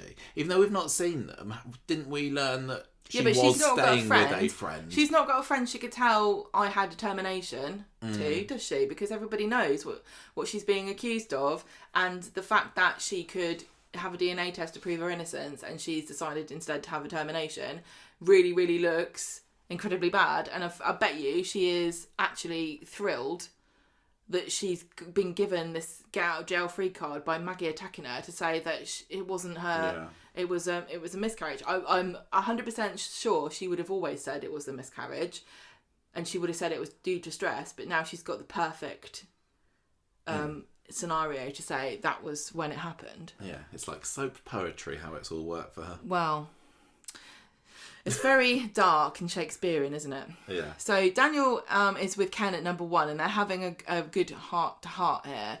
And I thought this was interesting, because this was really not necessary at all, unless Daniel's going to be drawn into this murder mystery. Well, we see a little bit more of it on today's episode, I'm just used don't to we? Daniel where he's so down in the dumps, accepting the fact that he's a loser. And he seems to have been under the illusion that he isn't a loser until this point. But he sort of says to Ken, "I can't believe it. Turns out I am an idiot." Well, he's saying that no more Mr. Nice Guy about himself. What have you been before now? You're such a whiny little bitch. Daniel really is such a... Like, he really literally does think he's Mr. Nice Guy, but he isn't. He's a manipulative weirdo who is obsessed with himself, thinks everyone else is stupid, and treats women like idiots. Well, I mean, he's a proper chip off the old block of Ken, isn't he? So, like, Ken probably thinks that he's like, yeah. I happen to think I'm a great guy too. Do you know how many... So it's on a mug. It's on a mug. Do you know how many poems Deirdre wrote when we were together? 1, it was a limerick. So women are just stupid, son. There's nothing you can do about it, but they are sexy. So anyway, so they talk about whether Megan was inappropriate with Bertie, and he says no, I really don't think so, but I feel stupid because I obviously don't think about anything. The fit bird looks at me and all reason goes out the window. I'm always attracting fit birds. What can I do? Sexy women just flock to me, Dan. I know, Daniel. Oh, it's really difficult. Wait till one gets a boat. He'll be so confused. He says it's our cross to bear. It's because we're handsome and the main character. It's because you're a Barlow, son. Yeah. You should have seen Frank. He had to beat him off with a stick. Yeah, it's happening to Simon as well, just not when he was on screen. No, you should see what they're like in the Mediterranean. They can't get enough of him. So anyway, he says, I know that she never fancied me. I'm a laughing stock. I was her beard. He was a cuck. He's been on the internet, hasn't he? He's been learning words, hasn't he? Yeah. He says, I'm not going to be Mr. Nice Guy, gets you mugged off. I think it's quite funny that he's made himself the victim. Some poor kid. And he's like, I'm the victim here. I was mugged off. He's not the main victim. Oh, yeah. I really appreciated this. I mean, any appearance from Ken is, always going to be good. Ken's like, oh, God, my kid is so insufferable, isn't he? Yeah. What have I done wrong? No, I love that and him in today's episode as well. So it was a quiet character moment. You're right, it wasn't necessary, but it was two important characters. And even though Daniel is... I really think that I think that he's a really important character, and I really like his character, even though he's very deeply flawed as a character as well. But that doesn't make him, a bad character in my eyes. So yeah, something is definitely brewing here, and we know that when things brew with Daniel, people die. People get pushed down the stairs. Yeah, I know. So imagine Maggie versus Daniel, a stair pushing competition. Mm-hmm. Who will die on the 23rd of April? Both line up, both at the top of the stairs having a tussle. Who's going to die? Because he thinks that this is 100% Will's. Bill Webster's got another secret child.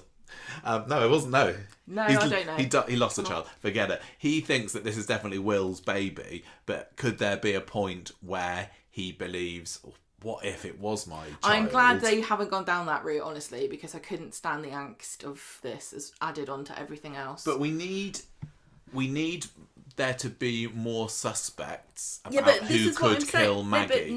Well, it depends on if Maggie's going to die. No, it does, but I still think... This could be Megan or Maggie.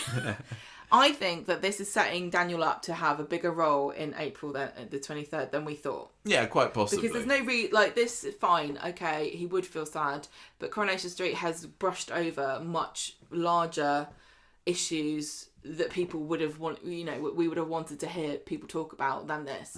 It wasn't really needed, therefore I think it is. And then the fact that the Daniel turns up in Friday's episode lusting after Jodie, who is also another person who could be a victim, really makes me think. Yeah, that's true. The other thing that's weird, and I don't think this is related, but the fact that Sydney Martin and who plays Betsy and Sally Carman, who plays Abby, have both dyed their hair darker. It makes me wonder if it's going to be a bit like that episode where everyone's has got Liam Connor's face. Yeah. During the everyone had Tony Gordon's face, didn't they? Sorry, yeah. During Liam's stag do, and then somebody gets run over. Liam gets run over. Spoiler. Like everybody's dyed their hair the same colour, and so 23rd of April, it's just going to be a mass murder of brunettes. Well, I think everyone's just, all the blondes are dyeing their hair brown just to make sure that Daniel doesn't go after them next. It's a sensible move. Yeah. It's really sensible. If you've got brown hair, you're safe, but Jodie's like, well, maybe not. At the moment, who is there lined up to kill Maggie potentially? Because I always felt that she was an odd one to have as a potential victim. This is what we said. Because everything will change. I don't think that Ben would kill her, but I assume that he's going to be there as one of the potential whoduniters if she turns up dead. Will, clearly. Megan, sorry, maybe. Daniel. Don't forget that anybody could kill somebody in a case of mistaken identity. Yeah, but they had that with Natasha, didn't they? I don't care. That's what they're going to do. So what? So she's got a few people that it could be. Megan, they're lining up to kill Megan at the moment. Carl, you got Kevin, you got Tyrone's walking around again. He's obviously trained himself to get out of the wheelchair so he can kill Carl. Ben is not Carl's biggest fan at the moment either, is he? No. There's a few people that were against Carl. Jodie, again, nobody really. Do you think Bethany? I don't know. There's an outside chance, and I would hate it if this happened, but I think we do have to consider the possibility that maybe Debbie has a violent outburst and kills Carl. No. It is possible. It's possible, but I don't think it will so. happen but then we'll get Lou back in the show again because she'd be back in the slammer. That's a very good point. And who's the other potential victim? Theo.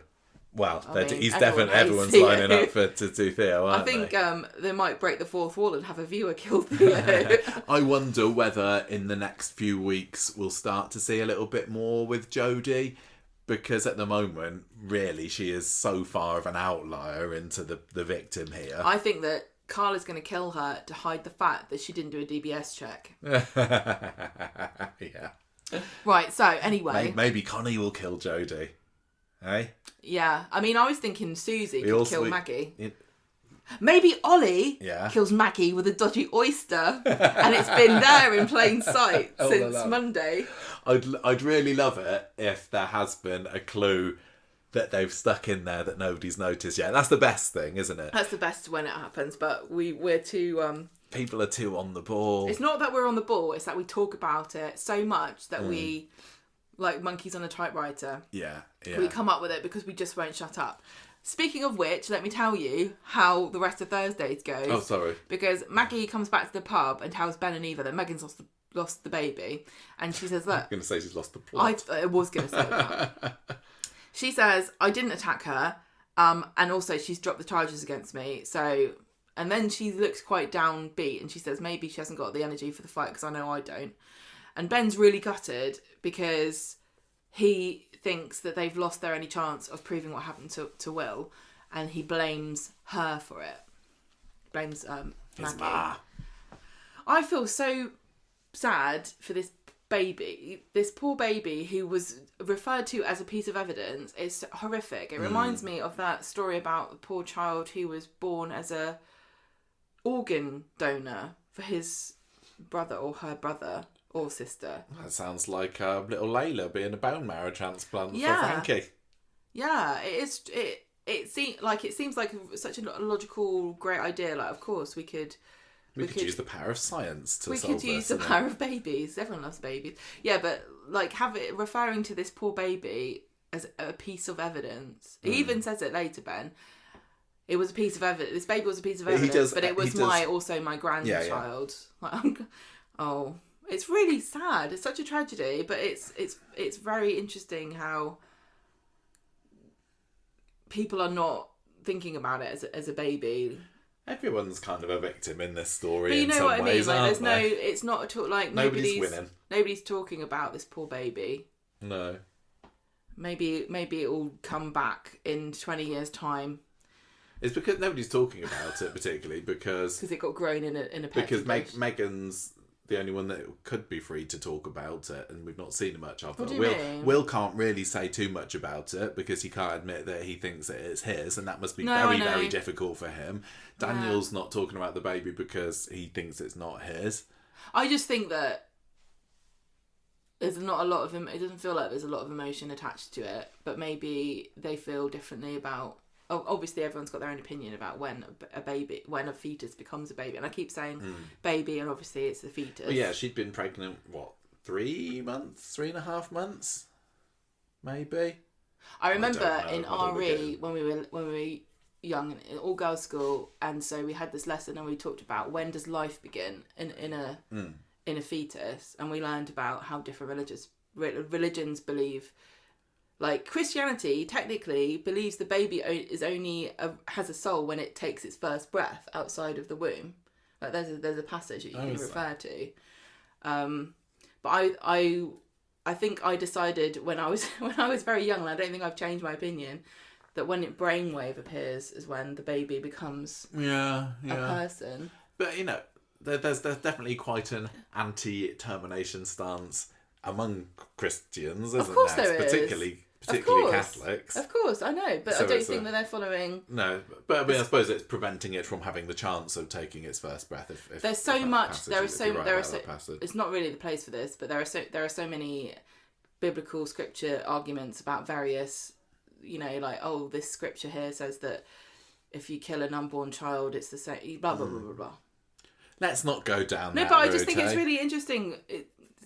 I just think it's interesting. It's interesting. But I don't know when that brainwave starts, so I don't actually know when I think That is. I just remember, I guess they were trying to freak us out because we're all girls. Like, don't have a baby. Yeah. It's the baby is alive as soon as you even look at the boy, so don't do it, girls. Yeah, they're full of little babies. They'll fire into you. And they'll start growing and ruin your GCSEs. Well, if you don't know, then I don't. You're the one with the A-level in biology, Gemma. Yeah, so. I got it. What did I get in that? You got a C. I did, didn't I? That was terrible. Absolutely terrible. I don't even know how I got a C. Right, on Friday, Ken talks to Adam about what he's worried about poor, vulnerable Daniel, and that Adam needs to look after him and talk to him, and Adam promises he will, which is why he turns up later to rescue him from being drunk at the bistro. They're all mad, the Driscolls are all mad at each other. Maggie corners Will and in the back room of the pub and says, right, that's it, I've had enough of this, you're telling me what really happened, you can talk to me. And I'm actually really surprised that she didn't try to blackmail him about Daniel, because she knows that he attacked Daniel and she covered for him, and if I was her, I would have used that to tell him, you've got to tell me the truth because I will dob you in. Yeah, how much does her stance of I'll do anything for this family, the Driscolls stick together, etc., count when she could use it to bring him down, or to get the truth out of him? I don't think she ever would say anything. Of course she wouldn't, but she can still make him think that. So she says, look, that was your baby, wasn't it? Why would you be so upset otherwise? And he says, no, it's because I'm in love with her and I feel bad for her that she lost her baby. Somebody's got to feel bad about the baby. So she carries on asking him, oh, you're lying. Isn't it eating you up inside? I know what it's like to fall in love with someone you shouldn't have fallen in love with. And that's a song. That's a song, Will. From Shrek. She says, talk to me. It's me. Tell me how you really feel. And obviously she's referring to Jim McDonald there, isn't she? Yes, of course, yeah. Unless she's been slagging it around Northern Ireland and that's why she's had to move to Hull. Well, look, she's been young, free and single since, she was in her 20s. That's a lot of men to get plenty of through. people that she's fallen in love with that she shouldn't have done. But yeah, I think that was a Jim McDonald reference, so it was. I mean, who wouldn't fall in love with Jim McDonald? He's a passionate man. He's got a moustache. That was all the rage back in the 70s, wasn't it? He was a hot stud. Something to hold on to, isn't it, ladies? So they sit at the table. Will says, I'm not a victim. I was just stupid. That's just like that Blackadder, isn't it? With what's his Lord Flashheart? Hey, bridesmaid, like the beard, gives me something to hang on to. Woof. That's what made me think of, anyway. Classic. R.I.P. Rick Mail. I know. If only you could listen to this podcast, you'd love that reference. I know. So anyway, I bet he was a massive Corrie fan. Bet he was. Right. Okay. So Maggie says, "Will, you've been controlled like a puppet on a string." That's a song. That's a song, Will. Do you remember it played the other week when Todd was looking very sad in the booth? Will, you've got to tell me the truth and we can go to Waterloo. That's a song. Why have we got to go to Waterloo? It's a train station. Oh, okay. You escape. That's where everyone goes to escape, isn't it? Waterloo. That's the song was about that. Was it? No, I don't think so. I don't think so. I don't really know what the song was about. So. Yes. She says, I was just trying to think of other songs I could work in, but I literally can't think of it. Was, pretty shoehorned in Waterloo, so of course it was. Let's not go down that route. She says, you're probably just one in a long line of boys who she's just going to move on, she's going to keep using him, move on to the next one. And she gets really mad right in his face and shouting at him. Yeah, because she starts off trying to do it calmly, doesn't she? But she can't keep it in, and she feels like she's so close. Woman. She's really, really close, and she's like, I'm gonna come on, just tell me. Ben and Eva walk in as she's losing her rag, and he storms off, and then Maggie turns on Ben and says, I was so close to finding out the truth. That's a song. Probably is. Probably a lot of what she said could have been songs. If it said to do with matters of the heart. Yeah, exactly. Achy breaky heart, been a song title, etc. Adam finds Daniel in the bistro, who's getting very drunk by himself. Sorry, I did just throw that in there with no extra explanation in the notes. Ken speaks to Ben in the pub and says, look, Daniel didn't know anything about this. And Ben says, I just blame myself. He goes to see Maggie in the back room and says, why are you blaming Will? And she says, no, I was just trying to get the truth out of him. And then he says to her, you're just making this worse. You've got to talk to him, you're not shout at him. And he says, Everything I do is for this family. No, I think she's saying, talk to Ben. Ben's saying, he's my son. Well, Let me deal with it. Talk to me. Yeah. Well, she's saying everything I do is for you and Will. And then he says, well, Will is my son and not yours. And then they argue again. And then he says, sometimes I think the wrong parent died. If my dad was here, I'd be better off. And she says, you didn't even know him. You don't know what kind of man he was. You taking his side over me, your flesh and blood. And then he says, what the hell does that mean? And she says, nothing, I'm just an idiot. I thought that was quite clumsy. That didn't really make... Like, it was one of that those... just seemed like a slip-up. That wouldn't make me suspicious at all. I don't know. I think it might do. I think the way it came out, her saying flesh and blood, like, would she have said that? And no, the only reason really that I would think that she might say that is she's been doing a lot of thinking recently about the fact... You can excuse it by saying that. I think that excuses it, but it wasn't as clunky as Tim realising that he too was abused. He questions But I like the look on her face when she says it, because she's facing the camera and she's like, It was a bit of a Hagrid. I shouldn't have said that kind of moment. Hopefully he hadn't noticed. So she says... he doesn't let it drop. Well, no, what do you mean by that? And he says, what does that mean? And she says, oh, well, obviously Alan was your flesh and blood, but I'm here and he's not. Sorry if you don't like it, that's just the way it is. And I didn't push him down the stairs, he fell.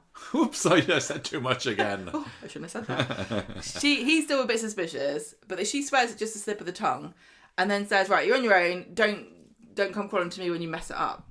So he ends up moping about in the bar and tells Eva, and she gives him a brandy and a hug. That's all right. Maybe she could put some Boy's Own on for him. He'd love that. Was it Wednesday or Thursday's episode that was Joe Parkinson's episode? Wednesday? I think it was Wednesday. There was a really great dialogue in there. That was when they was talking about Sally and her salmon sandwich as well, and Eva dropping in. Because I can't remember. They were talking about Oasis because Will was telling Ben about Oasis, and he was like, don't tell me about Oasis. And then Maggie says, I thought you liked the other ones. Yeah, and then Will says Blur. Yeah. And Maggie says, no, Westlife. No, Boy's Own. Boy's Own, sorry, yeah. Ben too old for Westlife. Ben is too old for Westlife. Yeah. Did they not come out at the same time? No, gosh, no. There was a good 6 or 7 years between them, I reckon. My sister was a big Boy's Own fan. And you were Westlife? No, I can't remember whether my sister got into Westlife afterwards or not. Not sure. I was not. Anyway, nothing wrong with a bit of Boy's Own. We all love that Ronan Keating song, don't we? Life is a roller coaster. Yeah. Just got to ride it. No. What was that one that everyone liked? You say when it you best. say nothing at all. When you shut your fat gob. That's a song. Anyway. Which one's the one that died? Stephen Gately. From Boy's Own. Boy's Own. And I think it's one of Westlife died. Who's the one that was in Coronation Street? Keith Duffy. Was from? Boy's Own. Boy's Own. Yeah, see, that should have been a reference. Like, Ben used to love Boy's Own, and then Eva could have said, funny story about Boy's Own. One of them used to work here, undercover. He called himself Kieran. Do you like Girls Aloud? Because you're never going to fight. You're never going to guess. Too soon, Gemma, too soon. Can't make Jodie jokes. Do you like hearsay? You're never going to guess. That's true. Coronation Street has had its fair share of... teen band rejects. Well, not rejects. How members. very dare you? Melanie People B, who are repositioning their entertainment career into soap operas. And you notice now they've got rid of Sexiest Soap Star, that it's all dried up for a minute. Yeah, that's true. They're like, well, I'm not going to be in it then if I can't be the Sexiest Soap Star of the year. Although, to be honest, if there were any new characters that were played by boy or girl band members, I probably wouldn't know these days because I don't know anyone who's been in the charts for the last 15 years. I can't wait to welcome to the cast Harry Styles. Literally. He's the only one I know. I'm pretty confident that if Harry Styles made an unannounced cameo appearance in Coronation Street, I wouldn't notice. You'd have to say, look who it is, Michael. I think I'd have to be told it was Harry Styles because he's got a generic... I don't know what Harry Styles looks like. Isn't he just a handsome boy with long hair? I really don't know. I've got no idea. Anyway, no, I might know him. What about Billie Eilish? You know who she is because she's in a movie about herself. I would not 100% know who Billie Eilish was as she walked in. And I know... look, there's a heron flying outside. Yes. Can you see? Sorry, everybody. We don't... I mean, is that a heron? It is Dropping a off a heron. baby to some Coronation Street character. Yeah. Is it Betsy? Is it Maggie? And she actually isn't. Maybe. Right, anyway. Like, at one point there was something in Megan's dialogue where she was talking about babies, wasn't she? And you thought, oh, did she have two? Yeah. No, it's because she said they, them. Yeah, that's right. And I was like, It's a gender neutral singular pronoun. But it could have been, if there was one baby that was gone, but she still had another one. But I think that's like more Star twists than we want to be dealing with, isn't it? Right. Okay. But also, I don't care anymore. if there was, then yes. What? that runs in the family. That's not how it works. No, because Daniel had been a twin, and whose twin died in the womb. Then Peter and Susan, twins. Oh. Yeah. But anyway, we're Great going too stuff. deep on the Coronation Street iceberg at the moment, and we're now nearly 2 hours into this podcast. We've only got one. And we've only story got in. one story under our belt, but it was a cracker of a story, wasn't it? Cut It was half great. of this out. It was great this week. Okay, so the Todd and Theo and George malarkey this week. Right, all the drama disclaimer there. up front, against abuse. I'm against abuse. Are you? Yes, I hate it. Okay, good. Right. I hate it. Just saying that because you got to spell it out. All kinds, especially. I don't like pet abuse. Especially on the air podcast abuse. She just. You don't know, listeners, but she just made a threatening gesture at me. She's doing it. She's doing it right now. No, that's not funny. See, now we've said we don't like abuse, so. Right, so Sunday. You have to cut that out. No, keeping it in as evidence. I was right up in Gary's face last week saying, well, in his ears maybe. What are you talking saying, about? Gary, what the hell are you doing? Why have you gone along to this wedding? Why are you acting like an imbecile? You have got a lot of making up to do to get back in my good books, mister. And he did. And it didn't actually take very much work at all, because by the end of Sunday I was like, yeah, go Gary. Gary's going to take Theo down. I much prefer the caged lion Gary than the spandex wearing idiot who went to Me too. Theo and Todd's. Me too. He's definitely, he's like a hard man, but when the rest of the lads aren't looking, he's a bit of a softie, isn't he? He likes. I think that kind of does. Yeah, that's a pretty good description. Like, I don't think he'd be doing his spandex aerobics in front of all his many mates that he has. All of his man friends. Yeah. But yeah, I thought he was absolutely cracking on the Sunday. He's so menacing. Yeah. So anyway, Sunday's episode was the one that started with a really interesting camera shot, wasn't it? This was directed like a kind of horror movie almost, wasn't it? Or like the beginning of like a mystery, and it's almost as though there was a body on the floor, and they flashed forward to the 23rd of April. It really was, because the camera was like low down, looking at Christina, who's looking like utterly aghast. Well, she just looks very upset, empty, staring down at the cobbles. I think she's looking at her phone, but it could be that she's looking at the cobbles. And then you got Summer up the Red Bank steps, also with her phone there, and it really was like what's happened here? But really all it was Christina had summoned Summer and the others to, I don't know what the text says, meet me in the middle of it. Or maybe she just sent a location saying, meet me here, and someone was like, what, is that the steps? Is it in the middle of the street? Is it in Seb's garden? I don't know. But anyway, Christina, Summer, Sarah, Glenda all have their little meet up on the cobbles. It was like Avengers Assemble. It was like that, wasn't it? And Christina says George reckons Theo has been abusing Todd. So I like this. I thought this was great. I thought this episode was very well. Something it just felt different in some kind of way. It did. These scenes felt really important and consequential somehow because of the direction. I mean, partly it was, but sometimes when Corrie loses its camp edge and it gets serious, a bit like this, it can maybe have a bit more of an impact. Yep. I don't know. But anyway, it's also because these characters, although they have been involved in this Todd and Theo storyline, most of them are like Christina and George were comedy relief. And now here they are. No, you're right, actually. You're right. There's there's no kind of little extra comedy lines or jokes thrown in there. They are, we need to save Todd. It's almost like they've come crashing down to earth, like these larger than life kind of cameo, like caricatures of people have just suddenly been brought to reality. Yeah, and I mean, Summer's not necessarily that, but even Sarah Louise can sometimes be a bit of a flighty bimbo, can't she? But she's been brilliant this week. And Glenda even, definitely a caricature of a character sometimes, a very over-the-top, larger-than-life, but she got the tone just right this week. The skill of all these performers and the director and great writing. Meanwhile, you got Theo cooking his Sunday sausages for Todd, saying, well, marathon's over now, you can fill your body with whatever rubbish you want. Was it Sunday sausages? I've lost track, because I know it was on Sunday, but I think it was probably last Friday's episode.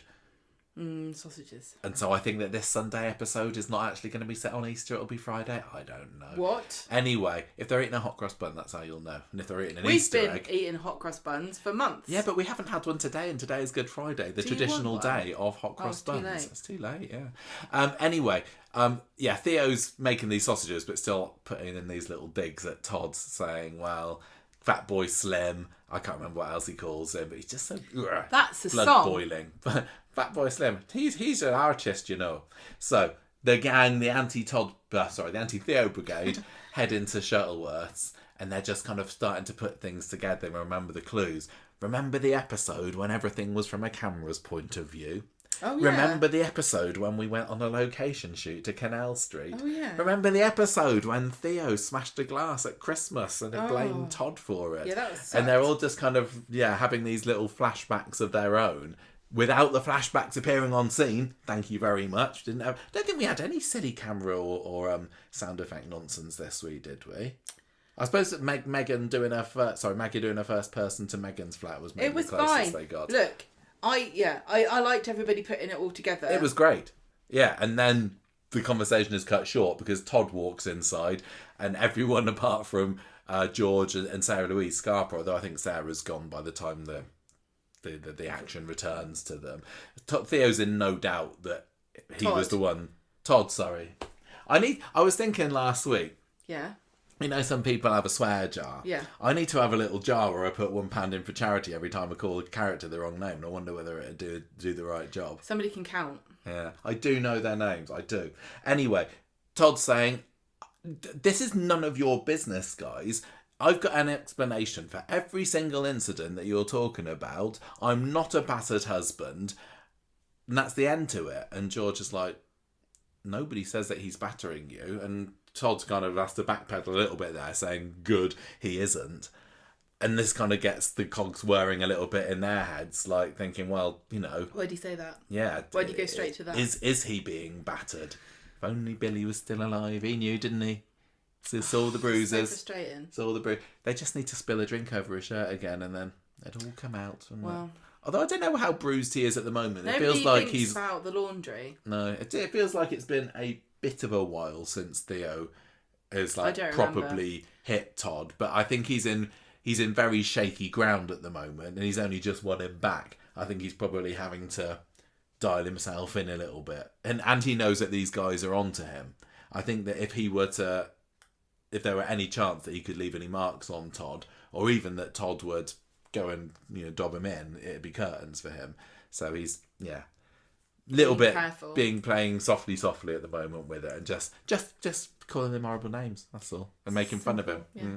So Sarah's with Gary later, telling him what the rest of the gang had kind of worked out, and he's not believing any of this. Just for a second. He's like, no, he's a great guy. I went to his wedding. It was a laugh. But also, Gary is Theo's only friend on the street. And they're like actually mates. And he is Gary's friend before I think he's Gary's only man friend. Really. Oh, probably. Close friend. Yeah. Yeah. Gary is definitely Theo's only man friend. Nobody's got any friends on the programme, have they? So you're probably fairly safe in saying that. Sarah says, well, look, you were at the wedding. Did Todd look like all of his dreams had come true? And Gary said he was smiling. And Sarah's like, but was he smiling? With his eyes. I thought that was really well done, actually. You were a bit of a head shake on that moment, but I like that. And that was a bit of a penny drop moment for Gary, who's still learning to get in touch with his feelings, isn't he? Like, I know he's been a bit of a Neanderthal in the past, but yeah, it felt like he learnt another lesson today that sometimes the mouth smiles don't say at all. Well, he should speak to, what's her face, Tyra Banks. Because she always says you smile with your eyes. She calls it smizing. He doesn't need to speak Why to doesn't her, Gary know about the art of smizing? Well, Maria's probably told him about it once, but he wasn't listening. Right, here you go. I imagine there's lots of conversations that go in that flat where Maria tells Gary things and he's like, goes in one ear out the next. This is me not smiling. This is me smiling. It doesn't work on a podcast, but I see what you're getting at. Tyra Banks did it once and I could totally tell the difference. Right, so we have a little scene where Todd is on Martin Hett's bench in the gardens and he's ignoring his phone calls from Theo.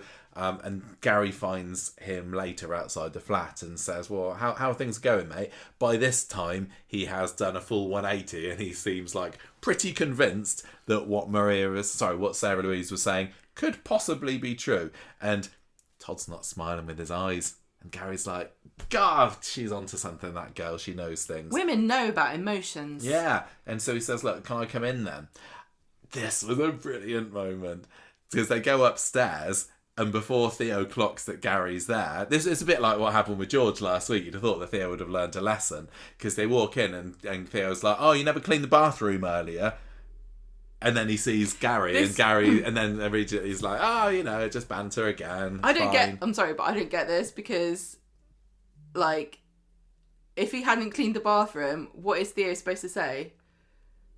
Well, I can't even remember how he said it. I mean, it's not as... It's not damning evidence, It's not as damning as what George heard last week. Gary should have gone to Todd, get the bloody bathroom cleared up. What's wrong with you? It's not as damning evidence as that, but if Gary was in there looking for any evidence that maybe... Theo is a bit of a nasty piece of work, then if that's the first thing he heard... You can't tell me that there hasn't been a similar conversation in many couples' houses where somebody said, the minute somebody walks in, you didn't clean the bathroom. Well, I mean, earlier on, you called out to me saying, oh, you didn't find the dishwasher. No, what was the kettle? Because you asked me to put the kettle on and I forgot. Yeah, I did say that. And I'm not abused. But I love this next bit where... That's official, everybody. Todd... Yeah, that's also on tape now. Mm-hmm. Todd's making the tea, isn't it? And he's got the shakes. Yeah, this is more like... He's absolutely terrified that Gary is... Is he scared that Gary's going to find out that Theo is abusing him because he doesn't want the confrontation that would then be resultant from it? Well, he's just scared that anything Gary says is going to upset Theo. It doesn't really matter what it is that he says. I think my problem a little bit with these two bits where George came in and Gary came in, is that both times I think that what was happening didn't feel as serious as the other stuff that we've seen Theo doing. Well, no. And I don't think if I was faced with this as evidence that I would go, oh, clear signs of abuse, I must immediately give him a go bag. I know what you mean. It's a pattern of evidence. I think that George has probably got... I don't know why they didn't give something a bit more conclusive. I think George has probably got enough clues. The problem is, if the evidence had been too damning against Theo, I think they would have literally been like, right, Theo, right, Todd, you coming with me. And although they seem pretty convinced... I think if they'd seen absolute evidence, then they would have, reported him to the police. Actually, that might have... Well, okay, police is different, but actually might be a good idea to have them have really done, said to Todd, you're clearly being abused, get out now, come with me, and try to grab him, because Todd wouldn't have gone. No, he wouldn't. That's the whole point of this. Todd wouldn't have gone. And then when everyone left, then Theo would have, gone, well, that was your fault. But you know what? Corrie characters love an intervention, don't they? So maybe they'd have just cornered him when they had the chance, and if that didn't work, they just put a bag on his head and stick him in the back of a van. They could have overpowered him. Glenda, George. Yeah, but that's not the point, definitely. Is it? That's not the point, because you can take him away from the situation as much as you want, but it doesn't matter because he doesn't want to leave. He'll just go back. They just need to take him off to Rowan. He'd sort him out, wouldn't he? Stick him in a circle full of people shaming him until he gets brainwashed. Yeah, well, unfortunately, that is kind of like what is happening to him. Yes, because he deprogramming. Anything like that automatically alienates the abused person from their support network because they can't see what everyone else is telling them is true. Yeah. Well, back to Gary. It's like when you were a kid and you went out with a boy that had a nose ring. And everyone's like, he's weird. And you're like, I love nose rings. You didn't go out, did you? No. I wouldn't go out with someone with a nose ring. So Gary... I was really just thinking of your sister and that boyfriend that she had that your mum was absolutely horrified. That poor boy. He didn't know he boy stepped into a lion's den that night, didn't he? Bless his heart. Yeah. He was a bit of a fish out of water there, wasn't he? Didn't see him again, did we? I don't think we did see that boy again, no. Black nail varnish on a man. My sister's moved house this week, everybody. Yes, Still living in London. But she's on her own now, isn't she? Anyway. With a cat. With a cat. You're never alone fine. if you've got a cat. Yes. Right. Gary and Theo. They're having tea together in the lounge, cup of tea, and Todd's disappeared into the bedroom, clearly terrified out of his wits that anything's going to happen. And Gary points this out to him and saying, yeah, where is Todd now? Why is he in the bedroom? I saw his hands were shaking earlier, and Theo's laughing, saying, oh, he's just a nervous Nelly, isn't he? And Gary's like, Sarah told me about what happened, last week. If this turns out to be true, I'm going to do to you what I did to Noah. And I kind of forgot what went on there. He did. Did he say that I'm going to do what you did to Noah to you? I don't know. I can't remember what happened to Noah. Dead. Who attacked him? Dead. Did Gary attack him? Did Theo attack him? I don't care. Basically, it doesn't matter. But he threatened him. He left Theo in no doubt that he's on to him. But Theo is like, I'd like to see you try. I'd like to see him try. That was great as well. To having, Theo could have just laughed it off like he usually does, but he gets just the little bit scary, doesn't he? No, the ego gets involved and he's like, go on then. Yeah. And Gary ends up saying, look, I'm on to you, Theo. We all are. So I don't think any of them necessarily came out on top there or on bottom. So that was a great kind of confrontation of manliness. Ooh. It was very tense. Everywhere. It was very tense. We said before that Gary's not very good at winning fights, and then somebody challenged us, and when I look back on it, I don't know that he's as bad at fights as we thought he was. He went through a stage of always getting beaten up. He did get beaten up quite a lot, and I just think that Theo would Allen him down the stairs. I think he would. Wipe the floor with Gary. Gary doesn't know that. He's like a little chihuahua, isn't he? He doesn't really know that he's not super strong. I mean, he's killed Rick Nealon, hasn't he? So he's got a higher body count than Theo. Oh my God. See, this is why I couldn't be a soap character. And Rana. If I killed someone, I would be so excited to tell everybody. Like Tracy. You'd be more of a Tracy than a Maggie. But she's fine because she's been through prison and they can't get her anymore. She can say what she likes. She's actually quite restrained. I'd be saying it all the time. I'd be like, excuse me, can I have a white wine? Can you make it quickly? Because I killed a man. Hurry up. Well, maybe Theo's going to find this out and then he'll be treading a little bit more carefully. There are too many bodies associated with Sarah Louise Platt that haven't actually been properly investigated.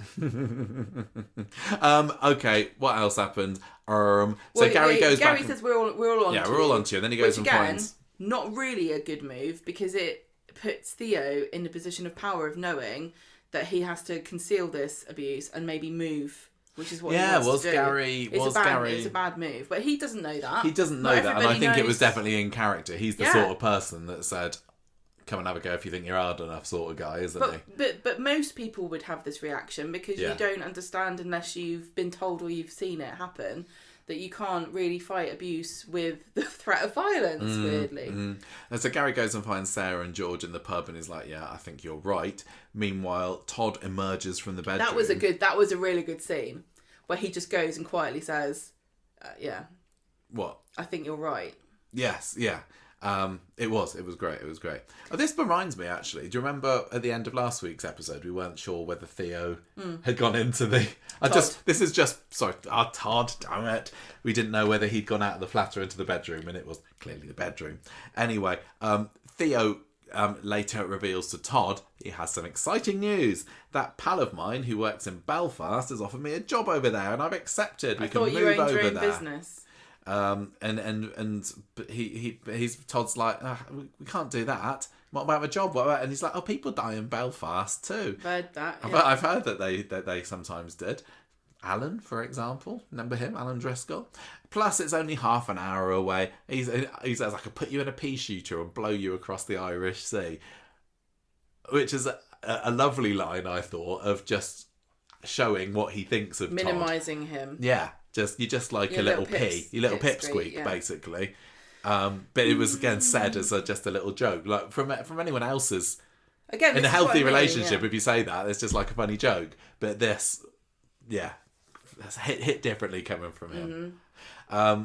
And Todd says, well, he's just beaten down by this point, isn't he? He says, why not? Let's do it. And so they agreed to go to Belfast, which is, I think Belfast's getting a bit of a bad rap at the moment because that's where Lauren was going to be sent. Is Belfast just the place where evil abusers like to smuggle you away to? Maybe. Maybe Hull has paid off. Do you reckon? Just say Belfast next time. We're having to get so much crap off people now. Right. Monday then.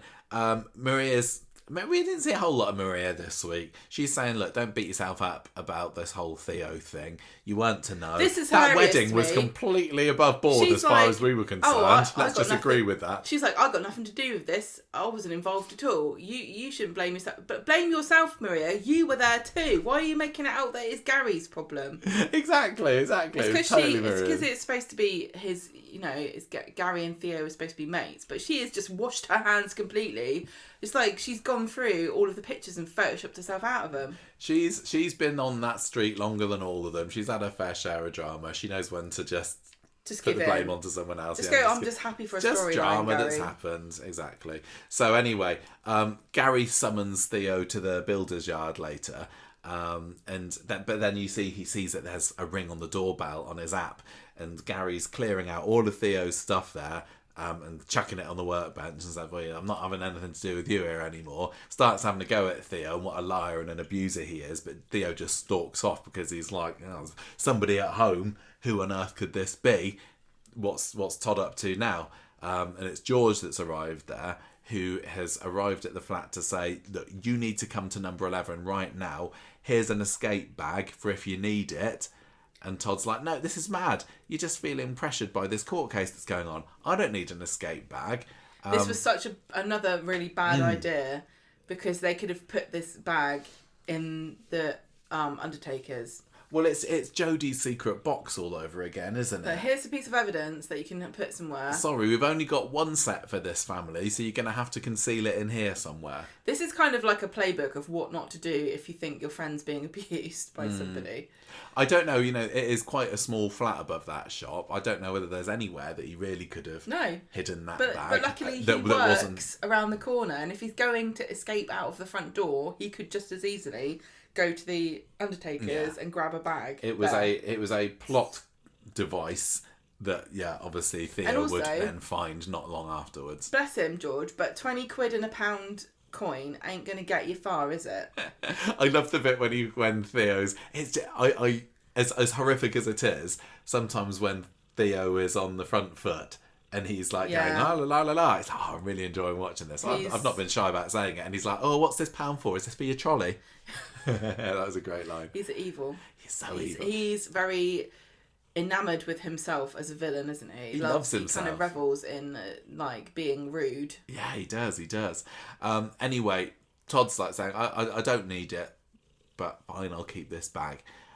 So later on, Theo comes back and Todd said, yeah, George came round, but I sent him away with a flea in his ear.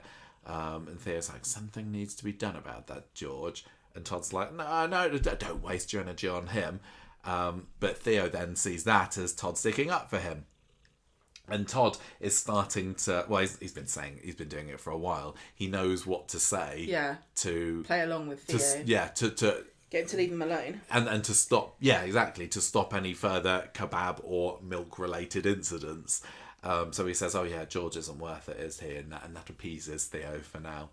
And then you get a little scene in the shop, don't you, with George looking up through the ceiling. Well, not through the ceiling, at the ceiling, saying, oh, it's very quiet in there.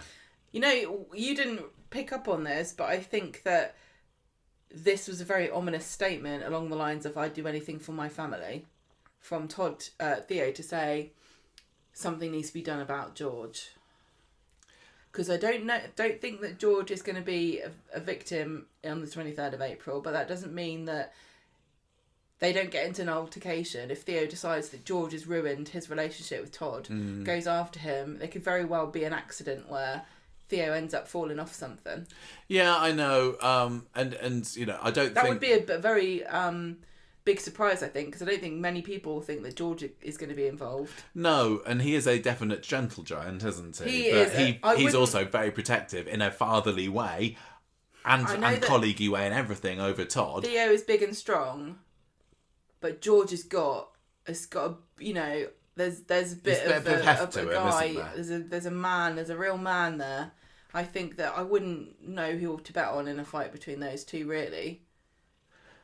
You'd think the sensible person would say that Theo would still wipe the ground with him, but if George caught him unawares... Exactly, he could overpower him if he's got the element of surprise. Well, we know that something happens to Theo because he's bleeding, isn't he? Yeah. In the flash forward. I would love to see George punch him in the face. I really would, actually. Or Christina. Or Glenda. Maybe I'd rather Christina. Who out of those three? I think Christina. Yeah, I think Christina I think that if it was George, it would be like, oh, George, you lovely, lovely George. Yeah, because George would be upset. George would feel bad for himself. Christina would be like, yeah, I'm going to put that in the old memory bank. Yeah, that coming. Exactly. Yeah.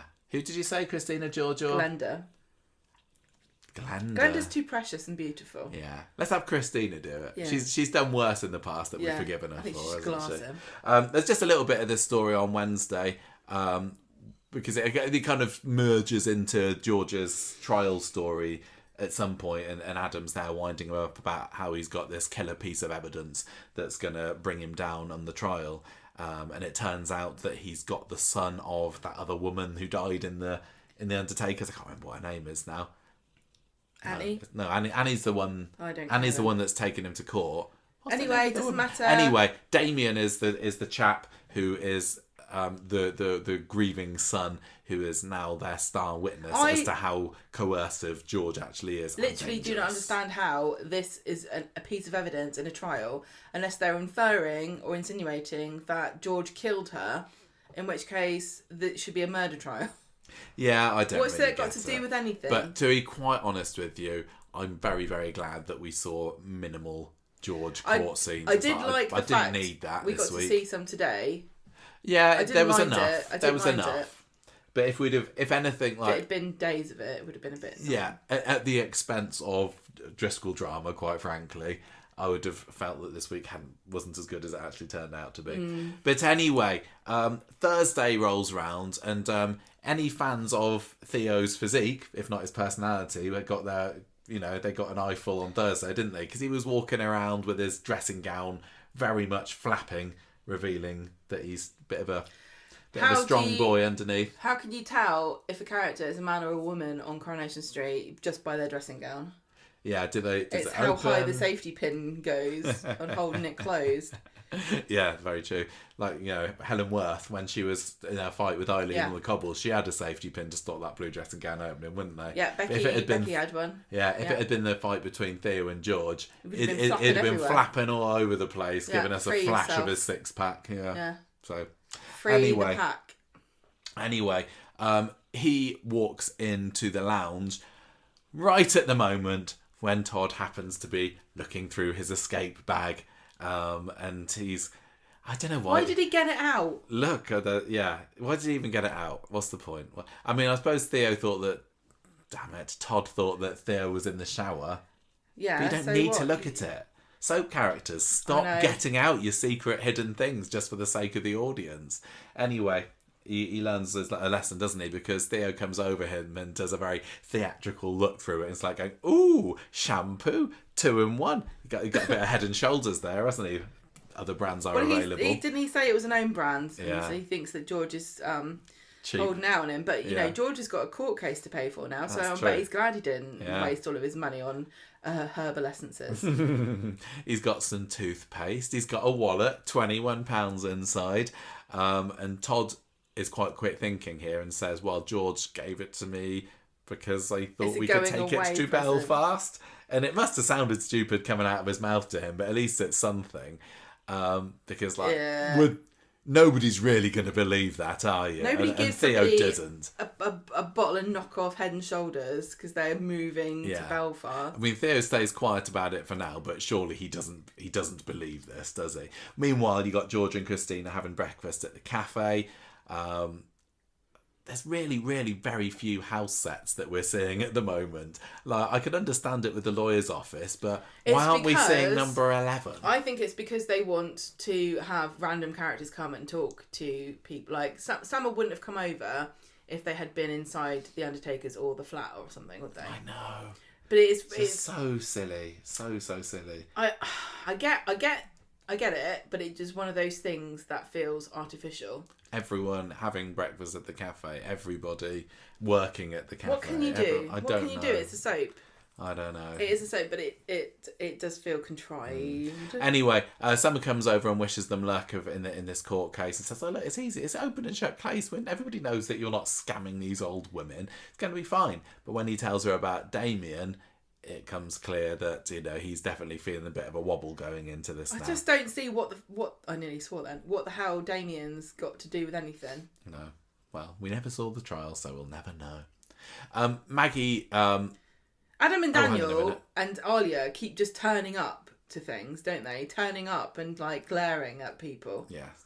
I just said the name Maggie here because I've accidentally put a note about this story in the middle of the wrong one. It's nothing too important. It's fine. Don't worry about it. Anyway, the court cases happen later, and everyone's back in the bistro. Verdict's coming tomorrow. And this is another great scene. There were so many little great scenes this week. So this is Todd and Theo coming into the bistro as well. Theo holding up the escape bag and saying, "Oh, you wanted Todd to go missing, did you? Well, my back's turned." And then he reveals to the pair of them, to George and Christina, that they're moving to Belfast, actually. And you know what? It can't come soon enough. So everyone's... I'll tell you something, because you keep saying, oh, it's really great at the moment. And I definitely agree. There's been some really great scenes over the past few weeks. But it really is just all hinging on this 23rd of April thing. And I'm so worried that once that finishes, there will be no momentum and no end. I think it's really having an end date to this and knowing that it's leading to something specific. And that is why sometimes I think when you watch old storylines and old episodes of Coronation Street, because you know the general way that this is going to happen, you feel less annoyed by some of the things that might have annoyed you the first time because you know it's going to a certain destination. Yeah, there's no theorising. Like, you're not like, oh, I hate this, I think so-and-so's going to get away with it, or... Like, you know something's going to happen because of this, and so you feel a bit more able to enjoy it. It's funny, it is all kind of going towards that date, but I don't think that that's going to be the end of it. No, I think there'll still be the whodunit. But we don't know when that's going to end. Fallout. Like it's going to lead to the 23rd of April, and then something will happen that changes everything again. But then all of those things will blast outwards into their own trajectories, which may hopefully, if they've planned it right. Some will only last a few days, and some will last weeks or months. But we don't know what the end date of those stories will be. I'm actually thinking about it. I'm not particularly fussed about who dies. No, me either. I don't care. Because they're all fairly minor characters, I just, as long as Maggie makes it out alive, I'm fairly fine with it. Yeah, this is what I mean. I'm not like... This is what I see a lot of people saying, oh, God, I hope it's Theo. He deserves to die. Or Megan should be the one. Or Maggie or whatever. And I'm like, everyone will get their comeuppance. I promise you. Everyone will have the soap justice delivered to them. So I'm not... Like I said, I didn't care. I am very interested, but I'm not emotionally invested in any one outcome because I know all good things will come. And to be honest, I still like it to be Carl the most just because I'm fed up with him. Jodie, I'm not at all invested in whether it's going to be her or not because I'm so convinced that it's not going to be her. Cipher, she's a blank slot. She's still she's not charmed me in a villainous kind of way. There's nothing about her yet. I'm waiting. I'm still interested in her secret box. I do think something. I'm interested in what she was doing in the van, but I'm not as engaged in that side of the story as I am with the Debbie side, with the Driscoll side, with the what's the other side? The Theo and Todd side. So you got Theo, Jodie, If Theo, Maggie, Megan, and Carl. Carl, like, yeah, he can go. I don't think one way or the other. I don't particularly.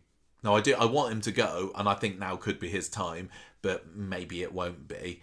Although, you know, we said as well that there's still unfinished business between him and Debbie, and if she wins this appeal on Sunday, then there's still 3 weeks where that unfinished business could be finished. Yeah.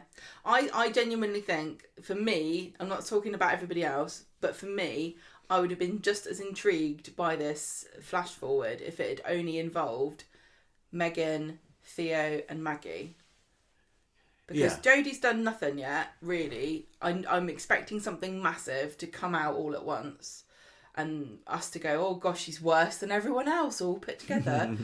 And Carl, I just think has just been a low-level menace for months and months and months. It doesn't feel like...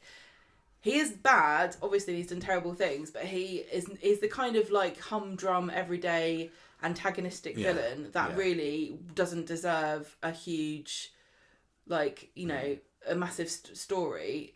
Like, you could get rid of a Carl any day of the week. Yeah, the Theo and Todd story, I get where people are saying this has run long enough now, and maybe it has. It feels like it's building up to a potential climax, and it's one of these things where, you know, it's got to end at some point, especially if now they've said, you know, Belfast, we're going to be going there whenever. 23rd of April. Maybe it is the 23rd of April that they're going to move to Belfast. So if that story ends with Theo dead in 3 weeks' time, okay, we've had a good run.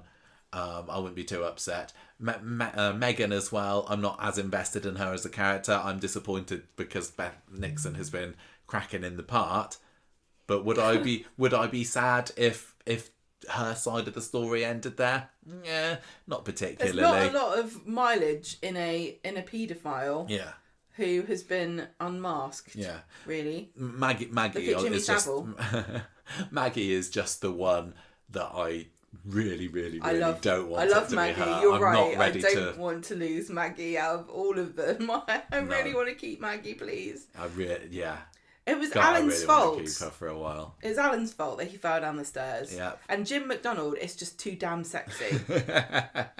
She's innocent. Anyway, back to the bistro. Sorry, we got this great little comeback from Todd, didn't we? Who, like we were saying earlier, knows all the right things to say to keep Theo sweet. Well, yeah, let's just remind everybody, it's a confrontation between Theo and Todd and all of the gang. The anti-abuse it was like gang. West Side Story, wasn't it? They were good.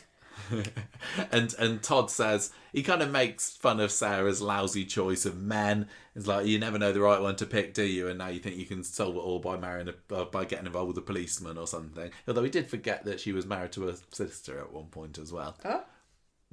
What? Sarah. He was kind of insinuating that Kit's the first decent, in inverted comma, bloke that she's been out with because he's a police officer. But she was also married to Adam, who was also a, in inverted commas, decent bloke. Slime. So's Kit. But anyway, that was really cutting because Sarah and Todd do have this really deep friendshiply bond, which I'm very, very glad that they've brought back again. Yes, I agree. Since he's returned, and you know, because they could. They could have both kind of held grudges over what happened. Well, also just completely forget it ever happened, because there have been couples on the street who had massive, great big love affairs that lasted years and years that you wouldn't even know. Yeah, you're right. Actually, knew each other. So I'm really glad they've kept that. So that was really. I felt bad for Sarah when he said that, and then. But we've nothing we haven't said. Oh, I know, but it's different. Sarah Lou's not our friend. Sorry, Moby Dick, as we have got to refer to her as if you've listened to the bonus podcast this week. And he tells George, oh yeah, if you lose this case tomorrow, you're not going to see Christina for dust, which is not true at all. But it's an easy, hurtful. It's hurtful, and it's an easy one to go for because she has been a bit of a wrong 'un in the past. And then he's like, Brian, not even interesting enough to slag off. Oh, what a cutting comment. Which is not a million miles away from the truth, sadly, from poor Brian. That's a damning on Coronation Street as a show. It is actually, you're very right. And he tells, he kind of buggers off then, doesn't he? And they go into the street and poor Todd is feeling mega guilty. He thinks I went a bit too far there. Theo thinks it's great. Theo's laughing his head off. He's like, that was brilliant. Yeah, well done, Toddington. Friday, so we got the verdict today in George's case. He's got his Mint Imperial, so he's all fueled up for whatever the verdict is. And Todd comes along and says, sorry about last night. I love that he took a little glance up at the flat before he said it as well. It's like, is Theo watching me? Okay. And George says, you're scared of him, aren't you? You don't want to go to Belfast, do you? And Todd says, look, it's for the best. Which isn't Belfast a yes is nice. or a no, is it? We had some Titanic tea earlier today. Belfast is like, did we? Oh, thanks for that. So anyway, they go to court. The family's claim is upheld. The woman, this woman who died, was coerced by George, and the previous will of the one before is being upheld. Exactly. So George isn't getting any of this cash, and he also has to pay the legal costs for both sides. So yeah. Not looking so good for him. Maybe this is really sad. Like, if you think about the woman, like, I know this woman has been depicted, the daughter, as like some evil harridan Annie, yeah. Harpy woman. But really, if you thought your mum had been brainwashed by some smooth talking, like, guy, and you'd lost both your parents, because that's what happened. Her dad died, and then her mum died, and then all, like, some of her money, like 10 grand. Of her inheritance goes to this guy that you think is like, because you see it all the time. Lots of people talking. Annie's sister? I don't remember, but I think it's so sad. I think it's really sad. Yeah, it's no wonder she's gunning for him. That's it.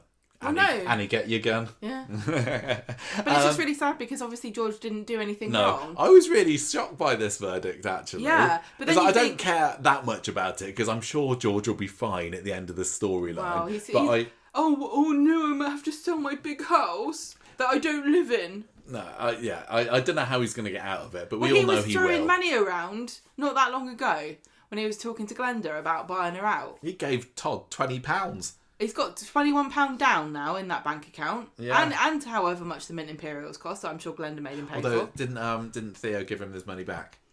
£21 up. Yeah. Anyway, that was a bit of a surprise. Making money if you keep getting it thrown at you. Am I ready for this story to be over? It doesn't feel like the George Shuttleworth morning suit story is that huge of a story, is it? And it is in his little world. But when we've got the other, stories, it doesn't feel like it really needed to be any longer than comparison, this. But having more George and Christina on our screens, brilliant. In comparison to what else is happening, this is very small fry. But this is the sort of story that Corrie should really be about, because this is a kind of like... Yeah, small potatoes kind of story that would ruin your life, genuinely. And it's something that Coronation Street hasn't really done before. But if you were in the papers for being found guilty of coercing a grieving widow into giving you money, your business would be toast. Like, he keeps people... The way Corrie depicts him is like he's overreacting to this, and say, I've brought the Shuttleworth name into disrepute. He really has... I wouldn't go to a... Well, he hasn't, but the name has been brought into disrepute. Annie's brought the name into disrepute. Well, it was a misunderstanding, wasn't it? Yeah. I wouldn't go to a business like that who'd been in the papers for being shady. No. But at the end of the day, I still think that things will be fine. But maybe it shouldn't be, because Corrie so much likes to keep the status quo, don't they? That's why the cabin's still there. That's why Underworld is still there. That's why Preston's is still there. And I know it went through a period of being the bookies, and then it was the pawnbrokers, but there's been so few big changes to the look of the street for years now. So I think that probably somehow Shuttleworths will be fine, but I hope that they have got a good reason for it being fine, and it doesn't just feel like sweep it under the carpet. We've done with this storyline now. I don't know. Well, George is in trouble. He's got to pay legal costs. Yes. So they all go back to the Rovers afterwards, and Todd comes in and said, "You need to fight this miscarriage of justice," which is kind of nice that he's, after being the horrible things that he said. I said it was a miscarriage of justice, didn't I? He did. And Todd would know because he used to be a legal clerk. You'd never know that, would you, these days? He says, "You got to fight this," and George is like, "I've got no fight left in me." Sorry. Todd's, which is interesting because that's similar to Todd, isn't it? In some ways, maybe they'll help each other out of their funk. Anyway, Todd goes home later, and Theo isn't particularly happy to hear that he's been with George, and he says, "Oh, why don't you grab your little bag and go then?" And Todd's like, "No, I want to be with you now." "Well, start acting like it then," says Theo. He does. Yeah, great stuff. Yeah, nothing much to say there, really. I thought that was another cracking little storyline this week. Next, we move on to Jodie. Yeah, not as invested. Like, if my investment in the other stories is, 8 or 9 out of 10, this is definitely down, lingering in the 3s and 4s at the moment. Don't you think? Yeah, and again, like I said before, it's quite hilarious that at the moment Jodie really hasn't done anything hugely wrong. But no. It's like, oh yeah, she should be a victim in the flash forward because she's a bitch. There's kind of the threat of maybe she's trying to steal David away from Shona, but even that has been a bit on the down low, hasn't it? She's got her secret box. It's got Bernie's face and Brian's book in, among other trinkets. And she's just a bit manipulative. She's being low-key manipulative at the moment and just being a bit of a cow to Bethany. And shady. And that's not really a capital offence. Not in the grand scheme of things. No, I wouldn't push her down the stairs for it. Oh, I'd push anyone down the stairs if I thought I could get away with it. On Monday, Bethany's got a date tomorrow, but she's like a bit weird. She feels a bit weird about it because it's the first time she's had a date since she had her stoma installed. And Shona and Jodie go, "Look, just go for it. Just go for it." Maria and Shona are talking about Bethany being a journalist later. Oh yeah, this is at the salon, wasn't it? And they're all having their nails done. And Jodie's like being a bit sarcastic because I think Bethany's doing her nails, isn't she? Yeah. And she's like, "Oh, you're not a journalist now, are you?" And Bethany gives her a bit of a sarcastic smile back, and she's really feeling quite attacked. I've been enjoying Lucy Fallon's kind of.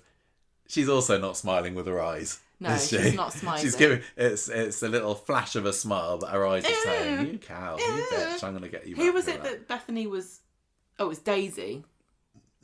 Bethany and Daisy used to be rivals. Yes, I'm definitely getting vibes of Bethany versus Daisy here. Bethany needs a female antagonist, doesn't she? She's like, there must be a villain in my life. Yeah, the difference here is that those were both characters that I cared more about, and actually I was on kind of Team Daisy a lot more. Well, they were fighting over something concrete, weren't they? They were fighting over Daniel. Yeah. Whereas Jodie is just against Bethany for some reason. I don't know what she's doing here. But maybe that's why I'm a bit not invested in it, because I'm like, what are you doing? Jodie is just really hard to read because nothing she does makes any sense, and I'm assuming at some point it will all come together. But I do genuinely think the answer is, she's just a psycho. I don't know. I really don't know. And that's not really satisfying, is it? Unless you're in a horror movie. They've got to explain what she was doing, tied up in that van. So there is something big going on here. But again, I think she's caused it. I don't think she's a victim. I don't know. So anyway, Jodie grabs Bethany's phone when she gets up and tells the date, "Don't bother coming," and then deletes the text so she won't find out. Poor Ethan. On Wednesday, Sarah and Bethany are talking about it, and Bethany's super into it, gets all dolled up, goes to the bistro, and realises that she's being stood up. Phones Ethan up, and he tells her that, it's her fault, and she's really confused. She puts the phone down just as Jodie comes in, and Jodie's like, "Oh, what happened? I thought you were having a date." And she's like, "Well, Ethan didn't turn up." And Jodie says, let's just have a drink together. They get talking about Theo and Todd a little bit, don't they?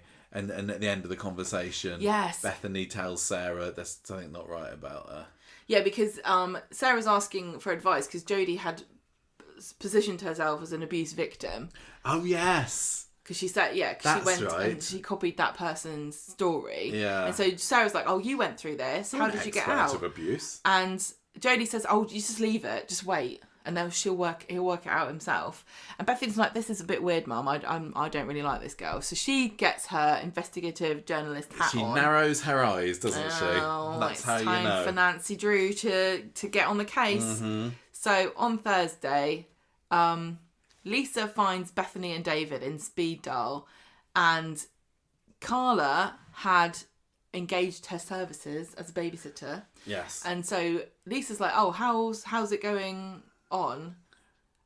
Basically comes out that she didn't check. Nobody checked Jodie's... Yeah, but Carla's supposedly done it. Well, Carla did the background checks, Lisa says, which I think's caused a bit of controversy because it's not clear from the show as to whether Carla did do background checks or just believed her because she lived next door. And honestly, I can't really see too much of an issue with going, I'm my next door neighbour, I trust them. No, I don't either. I mean, I know there's back loads when we were kids and we used to leave our back doors open, and I know there's loads of horror stories about what happens when it goes wrong, but that's the reason that they're horror stories is because it normally doesn't happen that way. The thing is, as I said probably last week, Jodie will be DBS checked. Why?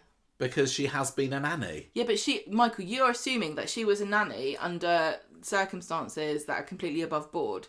She could have forged documents and had a fake name.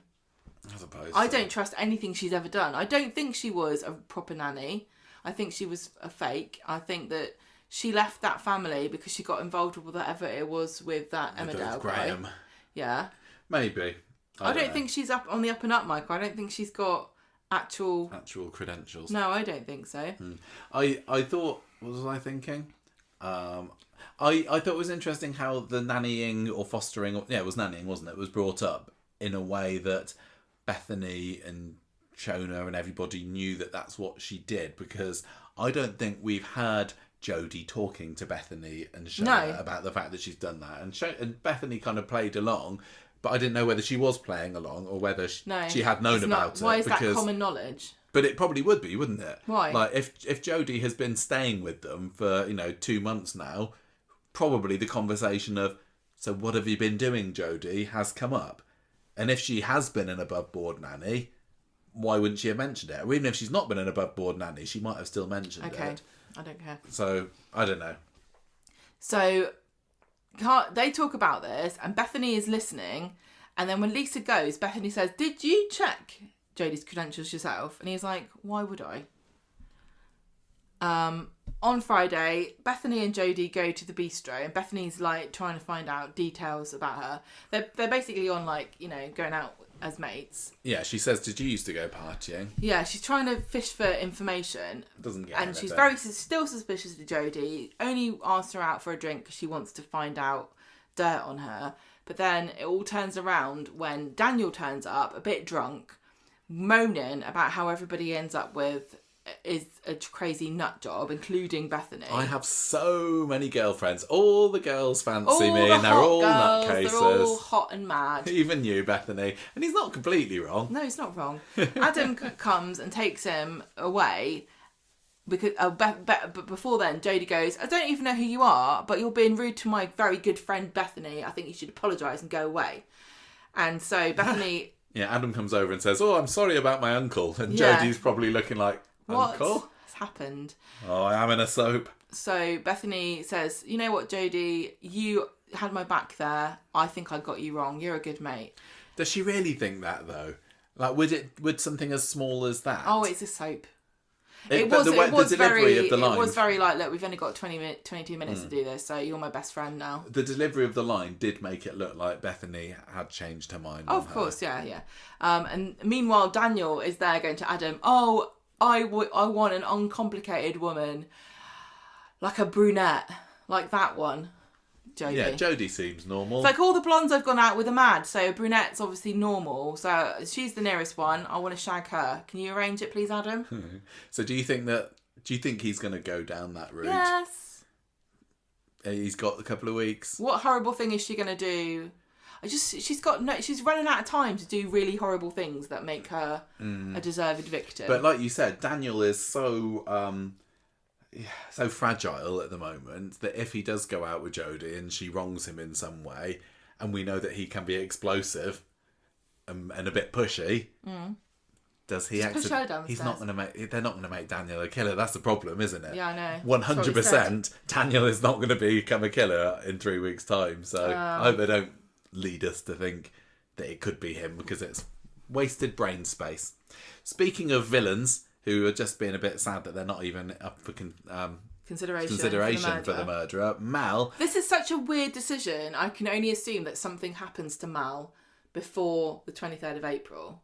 Yeah, to mean that it can't possibly be really, him. genuinely, he is, at the moment, a much better candidate than Jodie or even Carl, actually. Do you think that they originally had Mal in consideration, and then they said, look, people are already going to say that we're copying the 6 in EastEnders, but if we've literally got 6 people that it can be... Sorry, we need another one, or we need to get rid of you. Who are we going to cut? Who's not going to be? That's sorry, Mal. It's you. But there's not a whole lot that happens here. He comes bursting into number 7 on Sunday saying, Dev, you need to know the truth about who attacked me. It was Kit. Bernie knew all along. She let you get locked up, and she offered me a night in the sack to try and keep you quiet, to try and keep me quiet. And I refused Bernie, so she hit me. And Bernie, I'll be here for you when Dev dumps you. And he's kind of Dev's striding around the lounge later, clearly trying to process this information that he's taken in. And she's like, no, it was, Kit hit him, but he didn't, it was a heart attack that got him in hospital, really. I couldn't have thrown him to the wolves, could I? And so he goes to the police station to make sure that Mal's dropped the charges, which he does, doesn't he? I think we find out this week. There was a great little scene on one of the episodes where Dev is there at the bar, and the cat... The framing of it is interesting because he's like at the bottom of the shot and there's pub behind him. I don't know. I enjoyed that. Look, basically, by midweek, Dev's forgiven Bernie. I think that's basically what we can say about it. I saw somebody, I think it was on our Facebook group, going, I do not understand what Dev sees in Bernie, why he keeps taking her back. I don't think they don't make sense together. I hate, I don't buy them as a couple. But I'm sorry, I absolutely adore them. And my heart melted on Wednesday when Dev takes Bernie on a date. I just love them. It's because they're not suited to each other. And it's just lovely seeing them make it work, even though they're from completely different backgrounds. Yeah, she's not his type, traditionally, that's the point. That's why it's a good story. I think what it is about it is because I really like Dev. It shows he's matured as a person from when he was first in the show. Like, when he was first in the show, it was all pretty girls and a girl in every shot, wasn't it? Literally. Yeah, being a bit of a womanizer and a surface level kind of person. And I think Sunita was very sweet, but it didn't feel like they had they loved each other, but it didn't feel like he always probably thought he was better than her, a bit like Daniel. But now I think that he can see that Bernie is his equal, even though she might not have the same opinions or beliefs or life experience or, financial status. Yeah, exactly. as him. Money, yeah. He doesn't care about those things that mattered so much to him and kind of were a hindrance in his life almost up until this point. He's let that go, that materialism has kind of left him, and he is open for love with the right person, and that person is Bernie, and I just love that. And also, with a commoner. And it's funny because Bernie is such an anti-capitalist kind of like woo-woo spiritualist, and Dev's completely the opposite of that too. I just love that she's seen something in him, like that special spark. And he in her, which is why it's just sweet that he has forgiven her. Yes. Again this week. And you're right, the date scene when he's like all dolled up, dressed up, and she is as well, and I can't remember. He tells her that she looks nice, and then it's like, so that she can say it back to him. It was lovely. Yeah, and I think it's clearly just setting up something terrible for Mal to do to them. Well, but I'm glad that we skipped weeks and weeks of brooding from Dev and Bernie grovelling. We've had that. We knew that they were going to end up back together or split up. So I'd rather they just cut to the chase and have them back together. Because I like them as a couple. I'm sorry, but they all them and Christina and George are probably my favourite couples on David Corrie. and Shona? I think they're third. I do. I prefer... I think that these older two couples are more interesting to me because they've had life experience and they're picking somebody that isn't necessarily the best match. Go on.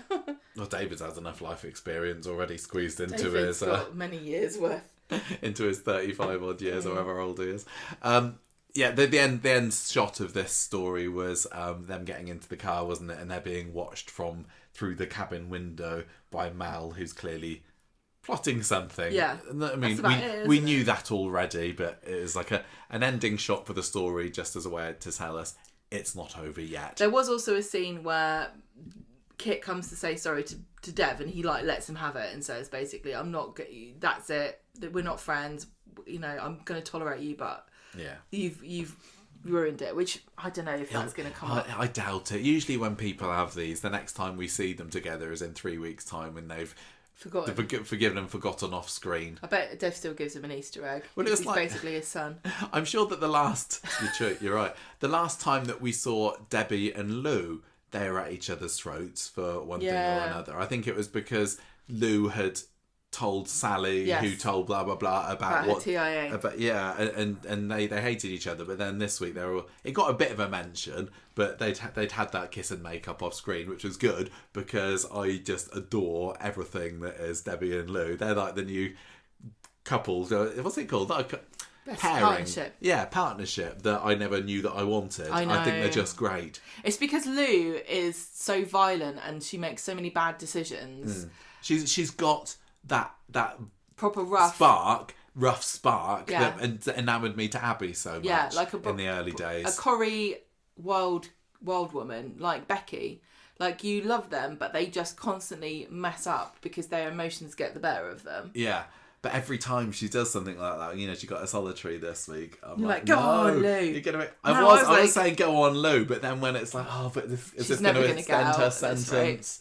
Right. I just need the Corrie writers to come up with some way, and I don't even care if there's a retcon here. Yeah, just to get Lou out of prison. Just, wake up one day and Lou's walking down the street. No, I was never in prison. What are you talking about? Like, that is the kind of retcon I'm here for. Oh my God. Forget about Toya and a dead baby. You would never shut up if that happened. So, talking about Debbie and Lou, let's just get into what actually happened. She's got her appeal. Debbie's got her appeal on Friday. Yes, I thought it said Friday, which is because we're out of sync, can't we? So that's this Easter Sunday then. Debbie goes to her cell and she gets a funny moment. She gets really confused and she doesn't know what's happening. Yes, the camera gets all squishy around the outside. Lou has to help her out. And on Wednesday, she gets upset again because she's lost her journal that she writes everything down that she's got to remember. And she gets really paranoid and thinks that one of the prison guards has stolen it. And so she goes to confront her, and poor old Lou is trying to stop her, but she can't because she's so huge. Well, she's just barks like then. You did it. I know you. Yeah, she gets think you're all sweetness and light, but you've stolen the warden's my thing. There, and she's like, I don't know what you're talking about, and she just keeps attacking her. She's like goading her and moaning about her journal. Yeah, and then so, you've got all the other cons in the background that are finding this hilarious. That one that's been a cow. Yeah. Lou picks on her, I think, deliberately to make a distraction. So she fights with this other prisoner. I can't remember what her name is. And then it turns into a massive brawl, and the warden presses the alarm, and Debbie's there just watching, completely terrified. Later on, she has to apologise to the warden about it and say, sorry, I forgot. It's not a warden or whatever they call them. Because she finds the diary in her pillowcase, doesn't she? Well, she finds the diary after she's already apologised. She finds out that Lou's in solitary doodah. Which sounds a bit like you fell on your own poo. It does, doesn't it? Debbie owes her one, she realises. And then she also finds her journal in her pillowcase and goes, oh. I thought that was a really nicely played scene because the joy and the relief on Debbie's face, and she gives a little diary a hug, doesn't she? And then it kind of dawns on her that Lou's in solitary doodah because of me. And I'm maybe, hopefully not thinking, am I going to be in doodah with Lou when she gets out? But luckily, Lou doesn't hold grudges against Debbie, does she? No, she doesn't. So she comes out of solitary and they have a hug, doesn't hold a grudge. Guard comes, tells Debbie she got visitors. It is Jack and Kevin, who's had a shave. They both seem fine. They're happy about the appeal, but Debbie is struggling to work out how to get juice out of this juice box, which is obviously another symptom. It's getting... What? It feels like It's like you say, like you got a leaflet about what happens when I've got early onset Yeah, dementia. you won't You won't be understand. able to locate the straw on the side of your Juice Capri box. Sun. Mm-hmm. It feels like little bits like that are happening a bit Yeah, more they are. regularly now, and I don't know whether they're saying, well, it's being in prison that's accelerating. I'm not. And if she comes out, she'll be better. But When they had that bit during this week where Debbie was struggling with her symptoms again, I was like, oh, I kind of fooled myself into thinking that Debbie would just be okay, yeah, I know. and she would Just a just little- have the odd moment, and they would be just every other month or something. But then I was like, this will just happen more and more. And I know I'm totally in denial. Yeah, I'm really at the distracted by all moment that this is what's going to happen. Even though this is what drama. everybody said. Yeah. When they revealed this story, before they revealed this story was going to happen and it leaked, everyone was like, no, don't want this to happen. But I mean, we've had a glorious year of Debbie since then, and in my head, it's like, well, they've said that she's going to stay in at least until next year. So I'm like, Debbie. we're still ages, but that time is going to come thick and fast. And, like what happened with Paul with his MND and the symptoms just started getting worse and worse. Yeah. At some point, we're going to get to the stage where it accelerates. I just can't watch it. I love her so much. Gosh, She's like I think maybe Hayley having cancer was, the equivalent, where it's like, I do not want this character to leave. I don't know why they've done this. I want them to stay, and now I've got to watch them slowly die. Like, what is this? But still, at least most of the time, at the moment, 95% of the time, Debbie is still 100% the Debbie that we love. I know, but it's just such an annoying shame that they couldn't have found a way to put her in the show without giving her the story, like you said, like we've just said, the story really hasn't had to have been about her dementia this whole time. She's had dramas without that. Anyway, Debbie and comes back you, to Kate Brooks. She comes back to Lou, and Lou's made her a 4-leaf clover for good luck. That was just so sweet, lovely writing. It was again. just really nice. Just like giving you an extra one for luck. I'm so glad. Not that she needed redeeming in my eyes, but I'm really glad that this prison story has been the redemption of Lou. Yeah, I know. Because a lot of people, when she got thrown away, they're like, yeah, sort of locked away, like throw away the key, don't need her back again. But I did like her. We all want Lou back now, don't we? She's just oh man. She's the best. Lou is super. But she's not though. That's why I like her, because she's flawed. She's like flawed. Violent criminal still. She like, but she's got a her heart. answer to somebody looking at her funny is to beat them up and end up in solitary doodah. All she needs is to go and live at the cafe with Roy. He'll get her sorted Roy out. will be like, you can't be beating people up. If I beat everyone up who came in here and wanted hoops instead of beans with their full English, I would be in prison again. Lauren isn't going to make it there in my eyes, but Lou could 100% be the new Becky.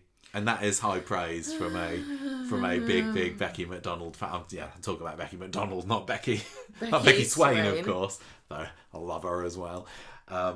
She's just the best. She's really, really the best. There's lots of... It's going to be really tough this week to choose character of the week, because I could go for Lou, because she's brilliant.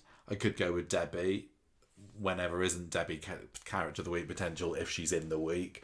Maggie, love her this week. That scene when she went to confront Megan and just battered her into the wall. Yeah. Maybe that's about it. Maybe they're my three potential. Who? But then there's George. George. You got George, you got Todd, you got pretty much everyone on Team Shuttleworth, actually. I mean, most of them have been fairly low-key compared to the main players. Theo could be character of the week. He's very entertaining for me in a horrible sort of way.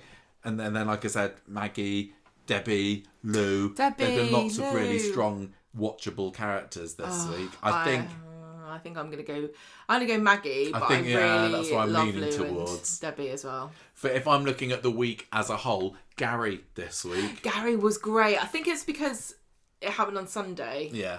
And he hasn't done much since then. No. I'll go with Maggie. Mikey North does this really scary look, doesn't he? Where he kind of tips his chin down and his eyes get super intense and he glowers and you're like, you're in trouble. Yeah. If he looked at me like that, I would just die. I would spontaneously combust. It's like how Phelan used to. Yeah. Just suddenly lower the head and the eyes get super intense and you're like, oh, it's gonna McNeil in him. Yeah. It feels like it's the easy option to go with Maggie. So what? Look, Michael, we've been talking for 3 hours. We're allowed to go for the easy option. Maggie it is then for me. Yeah. I am going to settle on 4 pints of stout and half a dozen oysters out of 5 this week, I think. Is that 4 half-dozen oysters?